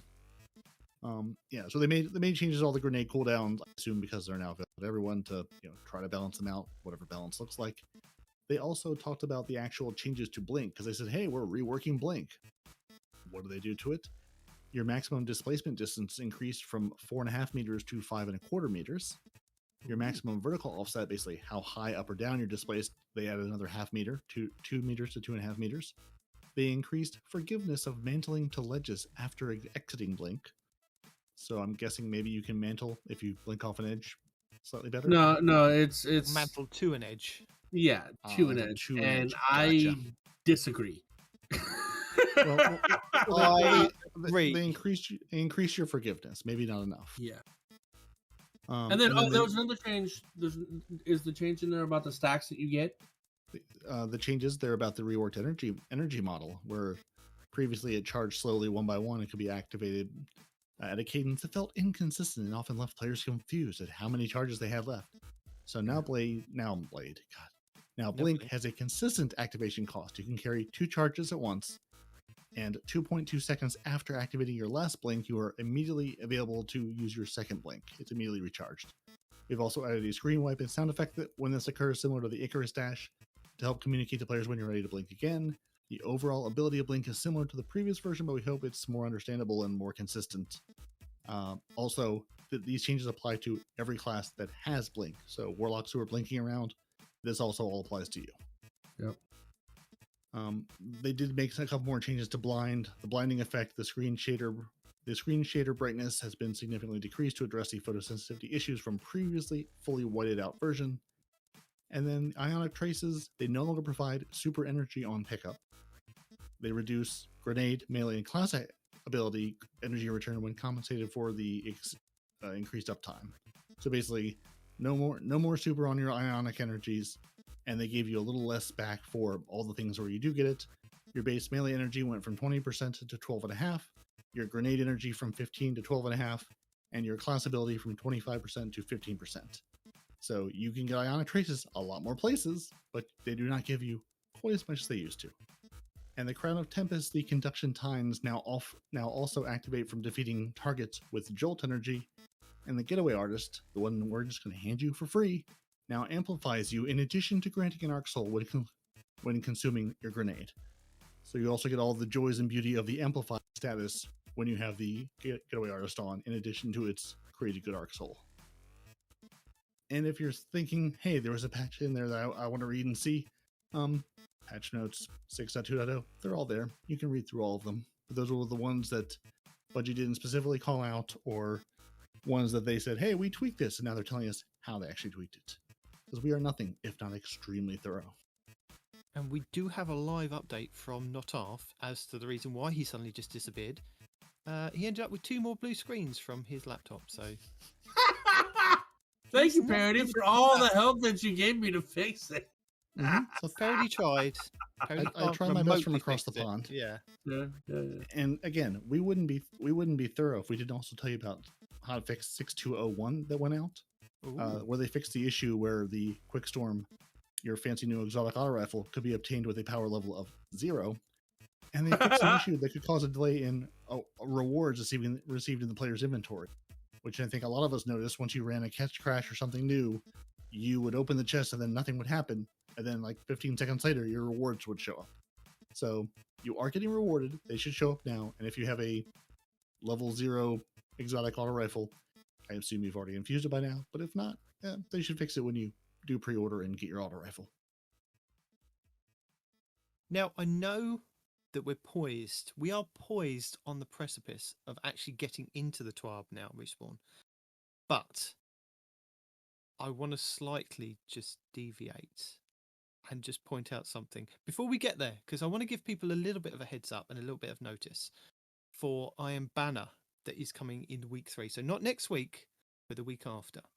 I want to remind people that there will be 4 ways, there used to be bounties, but it's 4 daily activities in Iron Banner that you can get high power drops to get your light up to 1580, which is the max this season. So on day 1, you'll get 1 chance on each character to get a powerful drop.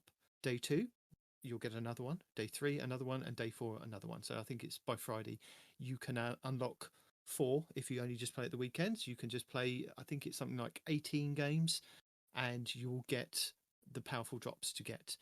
But if you have got your Iron Lord title, to gild it in this season, you will have to do these extra triumphs.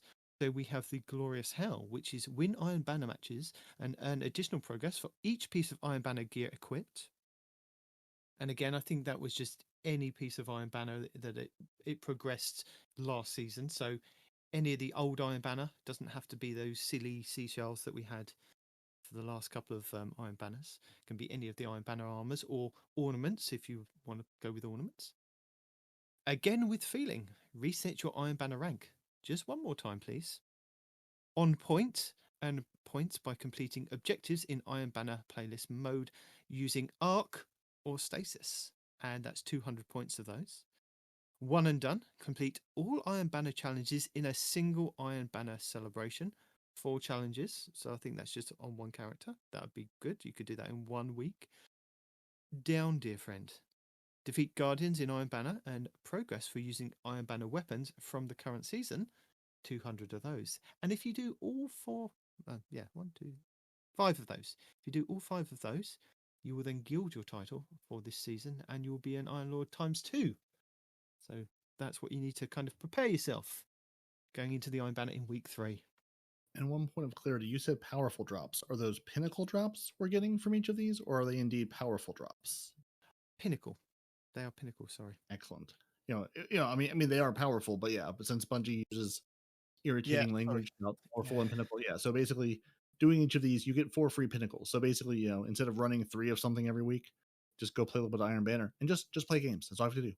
Step foot in the games, and just play matches, and you will get 4 free pinnacle drops to boost your light level, which should be at a very, very minimum 1540 because you've got your gift from Thor. Right. And if you are below 1570, to get you to 1570, I do believe that each of those pinnacle drops gives you a +5 in power. If you're at 1570, I think it's a +2 in power for whatever the drops are. Ah, that's beautiful. Yeah. So again, there's no reason not to be 1570 quickly in this season. Immediately. Now, Respawn would love to tell us all about his favorite TWAB. Now, Twab. it's Twabby time. Twab. This weekend, button what? Oh, you stopped singing. I'm disappointed. Carry on. Oh, that's somebody saying something. This weekend, Bungie, we have a lot to talk about. Ahoy, Guardians! Do we have things to talk about this week or what? Tuesday brought us a ton of information, and today we get to talk a little bit more about what is happening in the current season. Between Arc 3.0, Season of the Plunder, King's Fall, the Epic Game Store, and Free Week, I guess we should get to the details now. Hold on to your ghost, Guardian. We got some mysterious relics to find. Season of Plunder and Arc 3.0. Season of the Plunder is here, and we love seeing all the clips and memories being made as you and your lovely band of crewmates, Misrax, Spider, Drifter, and Ido, scour the high space seas to find mysterious relics before Aramis does. Season of the Plunder features a new weekly 6-player match-made activity called Catch Crash, a new 3-player match-made activity called Expedition, new gear to loot, and new weapons to craft. The delicate Tomb exotic fusion rifle can instantly be unlocked with the season pass. R 3.0 is also live and free for all. Let me say that again. Free for all. With Void and Solar having their fun already, this is the third and last light subclass to get a rework. Release the storm with electrifying grenades, beat up your enemies with new thunderous melee attacks, feel the speed with new buffs and abilities, and build your own fighting style around the aspects and fragments. You two Titans, have you had issues running super fast now? No. No. Honestly, the super fast doesn't really feel like anything. It's more or less like when you were sprinting with the art class of old and you sort of have the wind running by your Titan face. Mm-hmm. It doesn't feel much faster. Have you noticed much of a change, Nitedemon? I sound like I'm going faster. I stomp on the ground a bit faster. Go boom, boom, boom, boom, boom, boom, boom. And yeah, I mean, I felt that I was going faster. It could have just been like a placebo effect of just like this whooshing wind going past my face. But Well, I ask because some people have been having issues that I've spoken to, like a Titan will start running really, really fast, and then he'll go to jump, but he jumps way further than he thought he would, or he'll slide further than he thought he would, and end up going off map. Y'all have an experience like that? Oh, the jumping, yes. I've definitely jumped and hit my head on the Oh, ceiling yes. many times Yeah. with the amplified. It's Okay. been more, like the everything is more. The running and the speed, not really all that noticeable, but yeah, the movement of the jumping and whatever feels like I'm a drunken toddler. And Yeah. it's sometimes it's very noticeable, but at the same time also a little not almost. Like I almost don't realize why I'm jumping into the ceiling and just sort of hovering there for a minute going, right, I'm amplified. Got it. I actually had to take off my blink because while I was amplified and running, I'd go do a blink, and I'd blink completely over the platform I was aiming for. I'm like, well, there I go. Yeah, in the catch crash, I kept Yeah. jumping and I'm hitting my Mhm. head on an area and I'm like not dropping down to the floor and I'm like, what's happening? Where am I? The screen's gone black. Oh no! I jumped. Silly me. Yep, don't jump. Airborne efficiency, we don't have it. Just stay on the ground while amplified. Just don't Just jump. stay on the ground. Season of Plunder, we have the catch crash, which is our 6-player match-made activity, and there is a normal version or a pinnacle version, but you have to gather your crew for that, don't you? You have to get 6 players, and it's a lot higher power. I think is it 50? Is it 1600 in total? The power that you need Yes, to get in? the master is 1600. Yeah. Yeah, master. And you can do that each week and get a pinnacle from it. Mhm. We also have Expedition, which is a 3-player activity, which I was completely unaware of. And it wasn't until I kind of got to the end and there was the 3 treasure sites that you can dig. And don't forget, this is one of those things that you need to kind of go into your quest log and make sure you've got enough requirements to do the activity to then it's a bit like the PsyOps Battlegrounds. You have to make sure that you've filled out your card. You then click the button to put whatever you want in your card to then get to the end of the expedition to then dig up the treasure. Because if you don't have the required stuff in your card and you click that button to fill your card, you don't get the treasure at the end. You just stand there going, well, why isn't this working? Like I did a couple of times. So what is this card you're speaking of? Where would I find this card? This will be in your quest tabs, and let me just find out what it's called because I've no idea off the top of my head. It is That'll be your the Captain's Captain's Atlas. Mm-hmm. And you can have, at the moment, I've only unlocked 2 at the moment. So I can have a basic treasure map or a glimmer treasure map. And it's through the seasonal, like stuff that you earn during the catch crash and other activities, I'm guessing, that you earned maps. Is it I can't remember the name of the stuff now. Oh, I know what it is. It's treasure coordinates. The treasure coordinates will give you those new treasure maps. Yes.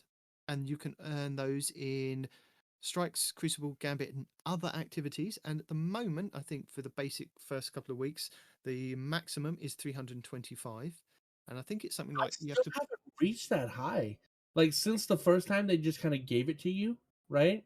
Yeah. I haven't been able to max that out. I think I'm sitting at like 200 and something, 250. I'm sitting at 250. I still haven't maxed it out, and I've been doing all kinds of activities, dude. Like, good lord. And I think you also need the. Do you need the opulent Umbra energy, or is that just used for focusing? Or is that just me? Not opulent. The plunderal. I don't know. I haven't gotten that Yes. yet. So you also need the plundered umbral energy, and this is used to focus umbral engrams at the star chart. And plunder umbral energy is found by using treasure maps to plunder the treasure piles at the end of the expedition. So you get the energy from the expedition. Oh, okay. So yeah, I think Yeah. that when I was using the maps, oh, you also that's it. You also get map fragments. Oh, Bungie do love their materials. They do love their material. Yeah. So to put things in your captain's atlas, for the basic treasure map, you need to have 5 map fragments and 50 treasure coordinates, which will give you the plundered umbral energy, and that's it. And again, and glimmer. There's also a glimmer treasure map that will give you a little more umbral energy, expedition gear, and glimmer. And then the third one I've unlocked so far is the rotating expedition treasure map, or I'm sorry, rotating expedition armor map, which will give you plundered umbral energy and then expedition armor when you complete it. So, different maps, different rewards, and the map fragments and treasure coordinates. Do Are in those your come all from the? consumables. Do those all come from the playlist thing, or are those the catch? And this is where I need to go The brush up on my. maps, the map Here's 6 new fragments. It things. says map fragments are earned by completing catch crash activities, and at the moment for the first week, I believe it's a maximum of 50, and then you combine that with the treasure coordinates with your treasure map in the Captain's Atlas, and those items can be found in your consumables in your inventory, whereas the Captain's Atlas is found in your quest tab as a little book with a little green light on it and coordinates.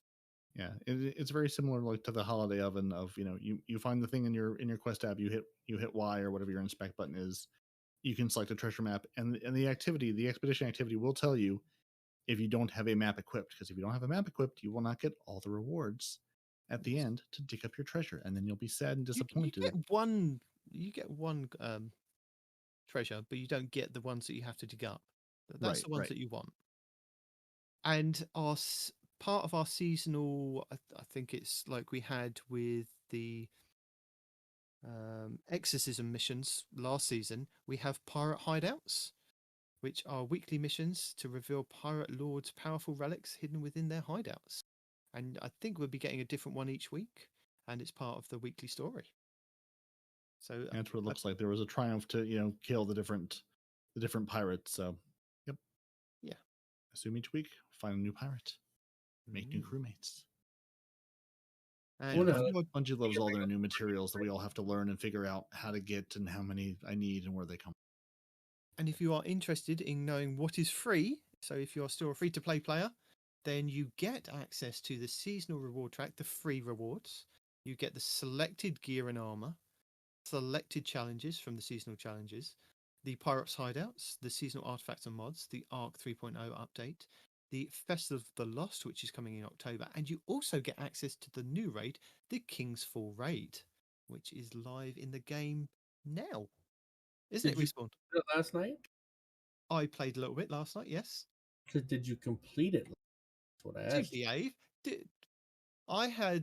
We had the most ragtagged group of people that we could assemble. And I do want to give them a shout out because they were brilliant. We played, we had fun, and I want to give a shout out to Mr. Grey Duck, Island Squid, Andy13, who was the one that roped me into this. I had no plans of actually doing the raid day one. I'd kind of settled myself of just like sitting back and watching it and just getting on. But Hawkslayer, who came and joined us, Sufu 120, and Sins, not Sin Media from the Guardian Hub podcast, just Sins, and the T-Rex King, who kind of subbed in for me as I subbed out. So bless them. They all we got to the totems, and they've changed a lot of the mechanics. So it was it wasn't as simple as stand here, shoot a thing, kind of do stuff. Yeah, I think the ship jumping puzzle was practically the same. The opening of the doors was pretty much the same, kind of go down, grab the relics, and then dunk them in the statues to get through the opening part of the raid. But the totems they changed with how the mechanics worked with standing underneath and doing the bucket race. I mean, I won't spoil it for people, but I think I've seen there's been a change to Golgoroth. There's also been a change to the War Priests. I'm guessing with the sisters as well as Oryx as well. So, but yeah, it was great fun. Had really good fun for about 3 hours, just bashing our heads against the wall, trying different things to see if we could kind of get through. It wasn't so much of a DPS check as I thought it was going to be, but yeah, it was. I think once the contest mode has kind of come off, which it probably has now, it's been 24 hours. I think it's going to be pretty easy to get through if you've already kind of know what you're doing from Destiny 1. Okay, so it's a little different, but not so different that your Destiny 1 skills are going to be for naught. No. Okay. I think if once the videos come out of how to do it, I think if you just catch up what each encounter does differently from Destiny 1, it'll be kind of quite easy to kind of breeze through. I did get 2 of the scout rifles, and I can't see in the API at the moment. I can't remember what they're called because they're still declassified or classified. They're still classified in the database, unfortunately. And Destiny Night Manager does not want to refresh at the moment for me to tell you what they were. And it looks like the raid random drop is the same thing as it was in D1. No, it's not. It's the gun that kills you, right? Yeah, but that wasn't a random drop in D1. Man, everybody keeps saying that, but I remember whatever. That was a whole mission. There was calcified fragments and things that you had to get the Touch of Malice. You had to complete the raid as part of the quest, but the Touch of Malice, and I do have a video from Scarrow9 who goes over what the changes are to the weapon. But again, precision hits drain the combatant's life force, and they charge up a ball of darkness, which is the new thing, and pressing that unleashes a blight projectile, shrouding combatants in darkness and temporarily blinding them. If you time it right, and if you check out the Scarrow video, which I'll link in the show notes, you can one-shot a Guardian in Crucible, but it does require, I think it's 10 precision shots on target to get that. So, question: can it still kill you? Can you still kill yourself with it? Yes, you can. Okay. It still does the final rounds of the magazine, gives bonus damage, but it also drains your life. So yes, on that last round. Essentially, you never have to reload if you don't want to. It's going to be good for Warlocks. Good for Warlocks in Rifts. Yeah, fair enough. Yep. So yeah, the Touch of Malice exotic scout rifle is back in the game. And the new origin perk for the raid weapons is Runneth Over. Reloading near allies overflows the magazine. So it's not the Cocoon perk that we originally had. But yeah, Doom of Chelsea is the scout rifle I got. So yeah. Was it a good one? Did you get a good roll? I think I did, but I can't see it to tell you what it is now. Oh, fair enough. There was also a new Kingsfall raid exotic sparrow called the Ocean Earth Carver and the Osfield Sky Carver, which is the Kingsfall ship. Very like the weapons, it's kind of bony hives style, not like the original ones that are pretty cool. And then there's also the full loot is there's a shader in there, there's an emblem, and then you get some really cool armor. And I think it's very reminiscent of the original Destiny 1 armor, the first time it came out, not the reprise glowy set. Yeah. The emblem looks pretty cool. It's Oryx in the background in green with the Kingsfall logo. It's definitely one I'd want to get. But yes, we have Raid's first winners, don't we, Respawn?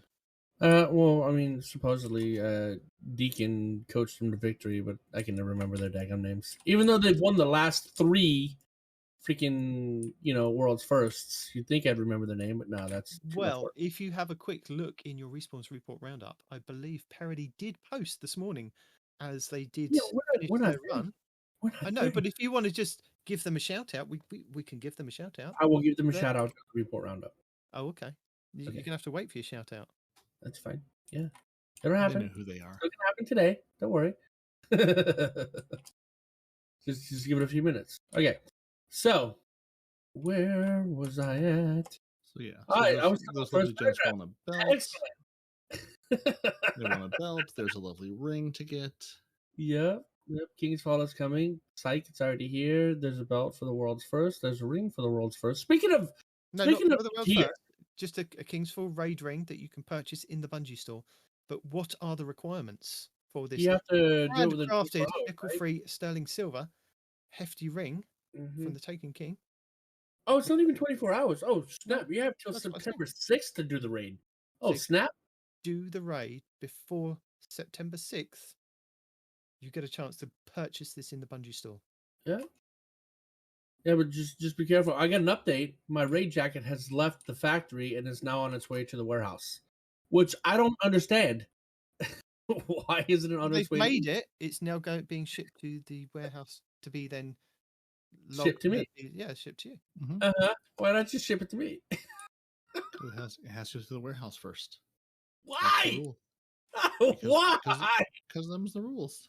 So This is- engraved on the inner band of the hive patriotic anthem is "Long Live the King," and it's the face of Oryx on the front. Pretty cool. Sizes 6 to 15 will be offered. Solid artisan sterling silver, nickel free. Top details 25mm times 17mm, and it's a unisex sizing. This special Bungie reward offer is available only to players who complete the King's Hall raid by September 6th, 2022 at 9:59 AM PT. So you do that, you get an exclusive unlock that you can then go to the Bungie store and do that. Yeah, and you can pay for it, and then you can wait 9 months to get it. If you are trying to get through the King's Falls raid, or really any other raid, or any other activity in the game, until Bungie brings the LFG to you, we can go to the LFG. At the100.io, we have a level show notes, and in our Discord that points to the quad pod place where the Guardian Downcast, Guardian Hub, and I think Potato Thumbs is there now, putting people together, trying to get through raids and activities. So if you're looking for a group, or say, hey, I've got a couple hours free on a Friday night, let me put a post together and say, hey, I'm free now, come join me, let's go do a thing. And you can say, here's what we're trying to do, fresh run, checkpoint runs, whatever. Get yourself a group. If you don't have a group handy, you can find a group. They can get you through things. Yeah, Tell Kingsley we sent you. He will happily take you by the hand and walk you through encounter. Yeah, thank you very much, Kingsley, for organising that and including us. Thank you. So yeah, that's how I kind of, well, I say Andy13 got the group together through the 100.io. So that's why it was a motley group of bandits that some of them hadn't done King's Fall before, but it's worth trying. Having a go. Good fun. You're not raiding if you're not trying to raid across the entire continent. Oh yeah. And the Australia, entire world. UK, America. Mm-hmm. It went well. Epic Games did that. Exotic ornament results. Hey guys, it looks like the sweet business in fact did not win, and my prediction was correct. We are gonna get it for Furious. I am furious. Well, I told you that's most likely gonna get it because that's what people still use. You know. Yeah. So yeah, I mean, I can't really say I'm surprised. I wanted my dear third place sweet business, but I knew reality. I knew what I was gonna get. The corporate sponsorship one for Brightus instead. And you came in third, but just barely. The difference between second and third was less than 1%. So actually, it was less than 1/5%. So that's something to be happy about, right? Right. The difference between second and third was extremely close. It doesn't matter. Neither one of them had a chance of doing it. So yeah, such is life. Enjoy your Arbalist, people, that when they finally make this and no one's using the Arbalist anymore. Well, no, Arbalest is still used because it's got anti-barrier intrinsic as a prep. For now, it's going to be seasons until this thing comes out. They're not going to be using it then. No one can even remember that gun exists. Mm-hmm. Yeah. I know you kind of skipped over it because we've already talked about the Epic Games, but they were talking about the Epic Games crossover that's happening now in Destiny and Fortnite, and they clarified in here that if you celebrate them doing a crossover and link your Epic Games Store account to your Bungie.net account to redeem a Fortnite and Fall Guys inspired emblem, on September 1st. So there are 2 extra very Dayglow emblems that you can get, which look pretty cool. I want to get those. I'm going to go and link my Epic Game Store to my Bungie to get them. So they still don't tell us when you have until to do any of this. Just but do it now. yeah. Do it now before it all goes wrong. Do it now. Get to the chopper. Very good. And yeah, I mean, we told you things are broken, things are fixed. We gave you all sorts of patch notes. There's a little bit more player support because our flag means destiny, which is true. That is true. Nitedemon, please cue the sea shanty playing softly in the background, as the TWAB says. There's some photosensitivity tips as part of the accessibility initiative that began in September 2021. Bungie's accessibility team has created the new photosensitivity tips to help players with potential risks. I know if you've been listening to us read patch notes at you, they made a bunch of changes to the blind effects because people with photosensitivity issues were having issues with those. So they've got more tips on how to reduce those and play the game. It's the people like me that have tinnitus, I don't know if you know what that is, ringing in the ears. Mm-hmm. That affects people like me disproportionately because it hurts. It's uncomfortable. Yep. Yeah, and that's part of why they took the ringing effect off of the blinding grenades, in addition to pulling back some of your entire screen goes white and some of the other changes they made to it. Right. And as we've mentioned a number of times, the point contact cannon brace, the new Titan exotic, has been temporarily disabled. The gauntlets can still be acquired, so you can run the lost sector to receive them. You just have to then let them sit in the corner with your heavy grenade launchers until one day when you're able to use them again. Right. The loose skill-based matchmaking update clarification. It was supposed to have been implemented in the Crucible Control playlist, however, it wasn't, which enabled crossplay. So they sent out a fix where the new matchmaking settings that evening. They plan to continue looking at the feedback, so it wasn't there on drop. And again, this is just for the Control Crucible playlist, so it should be there now. Play it, let them know what you think. Don't play it, I'm not here to tell you what to do. If you're trying to watch the showcase to get the Twitch emblem, they do have some clarification. We've seen reports of confusion about how to claim the drop, the Starbirth emblem. They are investigating issues where the partner rewards were showing only the emblem, not the claim button, and the claim button that doesn't actually do anything and it being removed. So basically they have a whole long thing about, going to click this page. Basically, if you watch the showcase, go to your Twitch rewards, and if you can't claim your emblem, go to the TWAB, but they'll tell you how to claim it. It's a bunch of steps that may or may not work for you. I still haven't been able to claim mine because every time I try, Bungie.in is down, so I have terrible timing. If you're trying to acquire your Umbral energy from the Season Pass, I saw a couple people I think have issues with this. People who own the Season 18 Season Pass can still claim the Umbral energy on the past after they complete the following. 1. Complete the Salvage and Salvation mission in the Helm. 2. Speak to Spider in the Elixni Quarter. That's the little last city sector there from the Helm. Acquire and complete the Ahoy and Away quest. You then have to visit the star chart in the Helm. You have to acquire the Sails of the Ship Stealer and the Captain's Atlas quests, and then claim the Umbral energy from the Season Pass. So basically, run through that quest line until the game says wait next week until there's more, and then you'll be able to claim your Umbral energy. Until then, you're going to have issues and wonder why you can't do so. And there's known issues. So many known issues. So your fancy new Quicksilver Storm Exotic auto rifle has no weapon icon when equipped. It's an auto rifle, it's a grenade launcher, we don't know, it's a something. Players moving too quickly through seasonal intro mission are becoming blocked from progressing. This can be resolved by doubling back to trigger Spider's voice line. So if you're playing the intro mission, relax, slow down, take it easy. The Ahoy and Away quest objective may also not successfully progress on catch crash activity completion, so you may have to do more of those than you think. Players with a full quest inventory will be unable to successfully pick up the Captain's Atlas during the seasonal intro. This can be resolved by clearing inventory space and acquiring it from the Postmaster. Nitedemon, turn in your quests, make sure you have room. Players may be blocked from seasonal progress if they return to orbit too quickly after completing the boss encounter of the seasonal intro mission. This can be resolved by doing it again and setting your controller down, step away from your keyboard, get a drink, come back, go to orbit naturally, it'll give you credit. Your plundered umbral energy cannot be claimed from the season pass until you complete the mission, which we just told you all about. The Cry Mutiny Heavy Grenade Launcher incorrectly appears in the Special Grenade Launcher section in Collections, so that's where it's hiding if you're looking for it for some reason.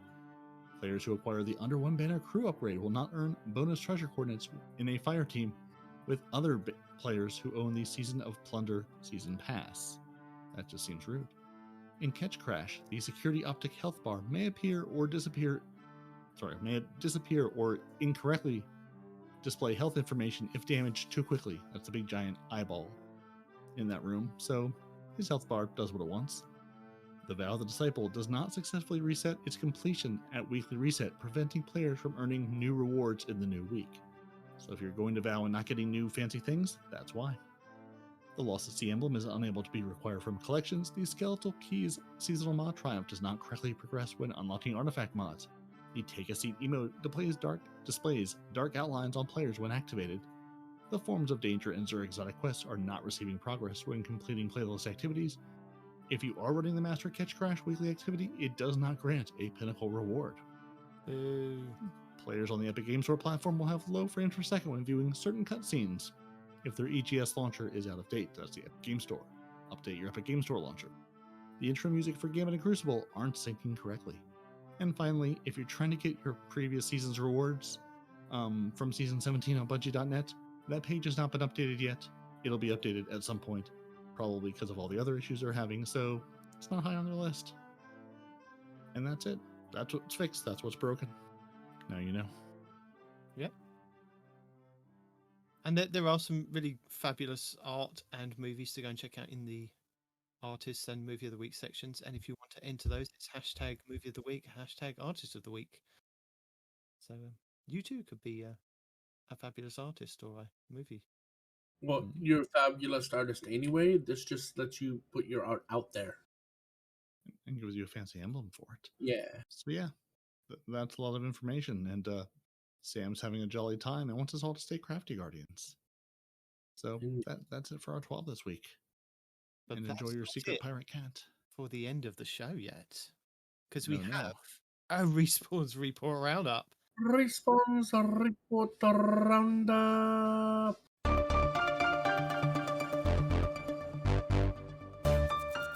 Full of information. It's chock full of it. They got so much stuff. I don't even know where to start. Do we start there? Do we start here? Do we start here? Oh, that's a lot of stuff up. Hold on. 819. 819. Okay, bad 19. There we go. All right, new season. Bam! Destiny Bulletin says new. Bungie has confirmed that our 3.0 Eververse armor is coming in season 19. Woo! Not this season. 19. Yeah. Yeah. So next season you'll get this season's armor. This season's all about Epic. This season's Epic. Next season is about Arc. Deal with it. Bungie Help says players who can't acquire umbral energy from the season pass must A. Complete Salvage and Salvation in the Helm. B. Speak to Spiders. C. Complete the Ahoy and Away conquest. Visit the star chart in the Helm. Q. Acquire the sails of the ship Stealer and Captain's Atlas quest. Bungie Help says due to an issue, we have disabled the Icefall Mantle Exotic Titan gauntlets. Do you guys know why? No, but Cheese Forever does, and there's a video. Yep, okay. I do not know why. Bungie Help says, clarification!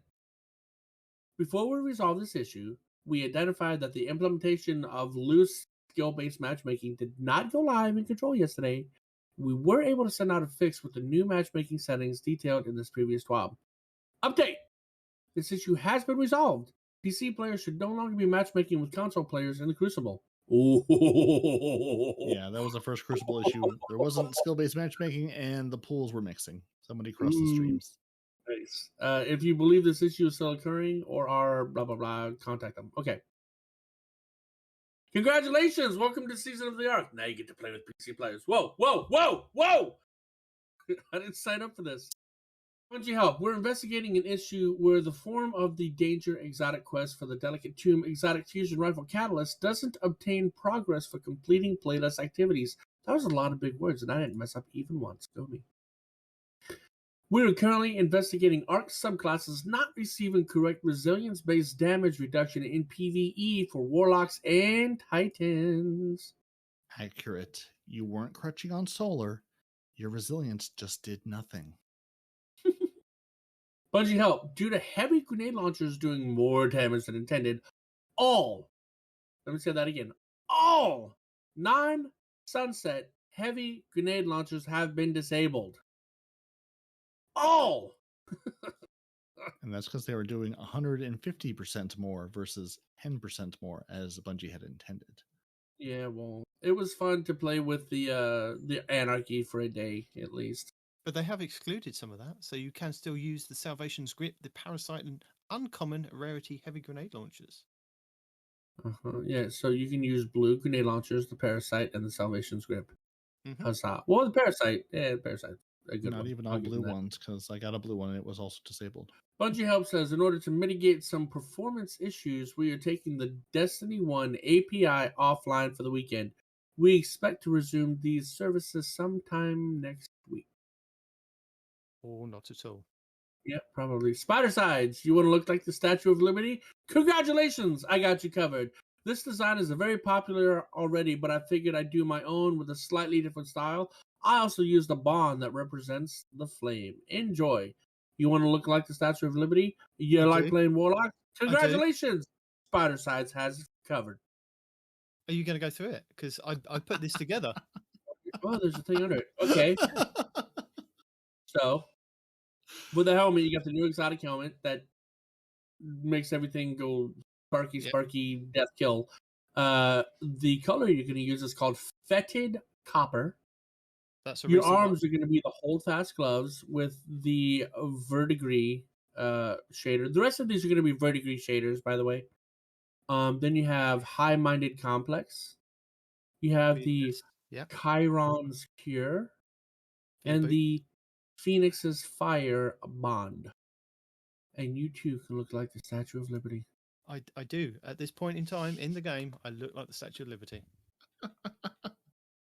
I have no words. That's, Destiny Bulletin. That's beautiful. New Touch of Malice exotic catalyst. Players can unlock the new exotic catalyst by slamming the orbs, every fire team member that is, in Oryx's basketball court. Nice. I knew they had to put it in there somehow to do something. And stepping back a little bit, three-peat, long live the king. Tremendous congratulations to the world's first Destiny 2 Kingsfall winners. Clan Elysium, Cruz, Kairos, Vile Fate, Moople, Quaz, and Salta Greppo. That does it for the Respawn's Report Roundup, unless anybody has anything else, questions, feedback, Lord, none of that? Good. Yeah, Just you videos. just carry on and eat. Carry on and eat while I go through some videos for Season of Plunder. Yes, we can hear you eat and talk at the same time.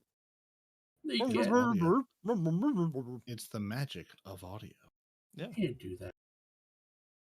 So our Season of Plunder guides that I have for the beginning of this season anyway, and I will put them in their own separate guides as we did with Season of Haunted and Season of... it was just Thronewell guides from the previous one, but they're all still linked in our show notes.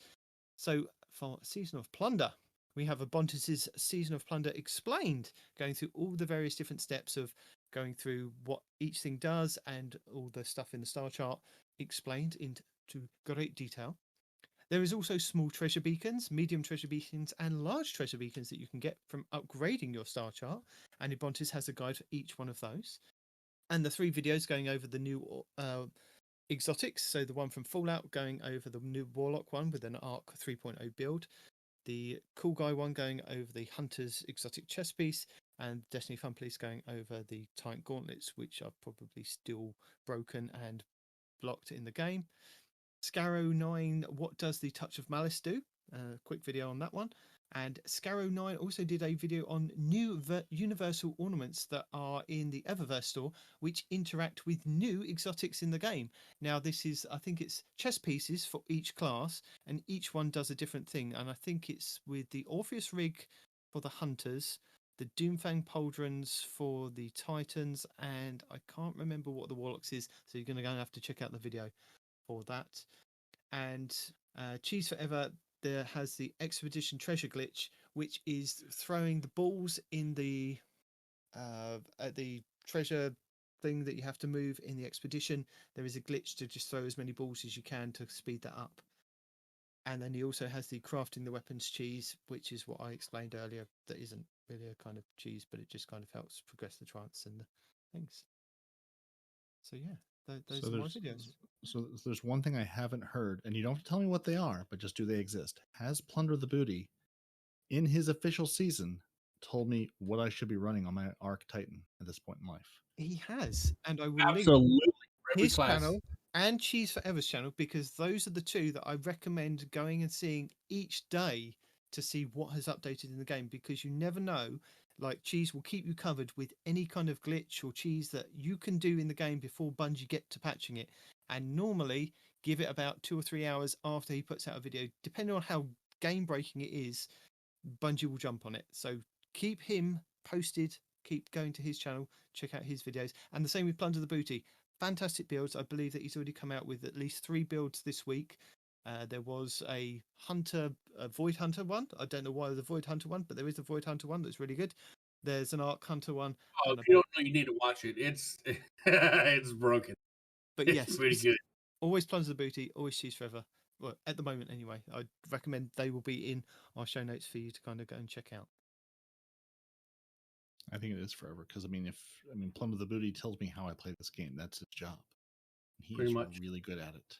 Oh, and I think that is the end of all the information giving that we can give to the people that have actually tuned in, all the people that have downloaded the show. And normally, Peroty, you tell the people where to find us. But realistically, you shouldn't be telling the people where to find us. You should be telling the people that have already listened to us to tell other people that haven't found us yet where to go and find us. So you tell the people to tell the other people where to go and find us. I really should. I should tell you fine people who've listened to it, who've enjoyed the highs, the lows, the beauty of Destiny 2. And the I want to moments. thank you for joining us. But tell your friends that we are Peroty and Nitedemon, the two Titans. No one responds in real life is our hunter. Our lore scribe is Not Here Not Arf. That's his new name. I'm trademarking it. It's done. You should email the show at twotitansandahunter@hotmail.com. Find us on Twitter at twotitans_hunter. We're on Instagram, Facebook, YouTube. Basically anywhere you want to be. We are Two Titans and a Hunter. Reach out to us. Share it with people. Inflict it on your worst enemies, as Respawn would tell you to do. Get the word out. We love you. You love us. We're just here to have good times and hang out. And let the commendations flow come February. We're here trying to figure out how resilience works. If we should just go back to Void. And how to duplicate all the balls, throw them in Santa's sleigh to win the game of Destiny. You should listen to the show and tell all your friends. We're on Apple Podcasts, Google Play, Spotify, Audible, YouTube. If there's a way to hear the show, we are there. Just search Destiny 2 or Two Titans and a Hunter in Spotify. We're there all the time. And really, twotitansandahunter.com is where you can find us, all spelled out, TWOTITANSANDAHUNTER.com. It's where we are each and every week. And until next week, when we will give you probably less information, but still all the information there is to give. Can never promise that. I can probably promise a little less information than this week. This is a lot in this week. I have no idea what's coming, dude. Oh, the Lightfall. The Lightfall is coming. It's getting very dark. Say goodbye to everyone. Ta-ra. Huzzah. No, deuces. Deuces. I didn't hear him say that part. Deuces. Deuces. Deuces. Mises. My homeboys. Mm-hmm. Deuces. Cases. So many deuces.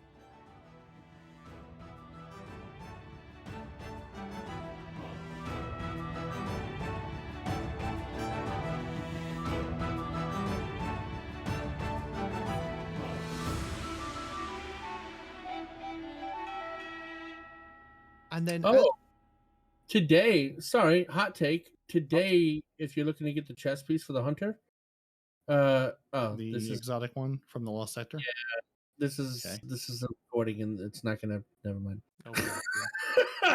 Listen, this is why we start with the Monday rotation so that everybody knows a week ahead of time. Because I was just gonna do Lost Sectors while you guys were paddling on, and then it changed. I'm like, damn it, what is it now? Oh, it's chess now! Yay! Oh, wait. You've already got it. Then it won't be by the time people hear this. So Twitch people, Exactly. you're welcome. Before we jump into the top, right?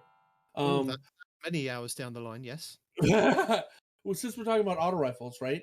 I finally went out and got my own personal rifle for the first time since I left the military, right?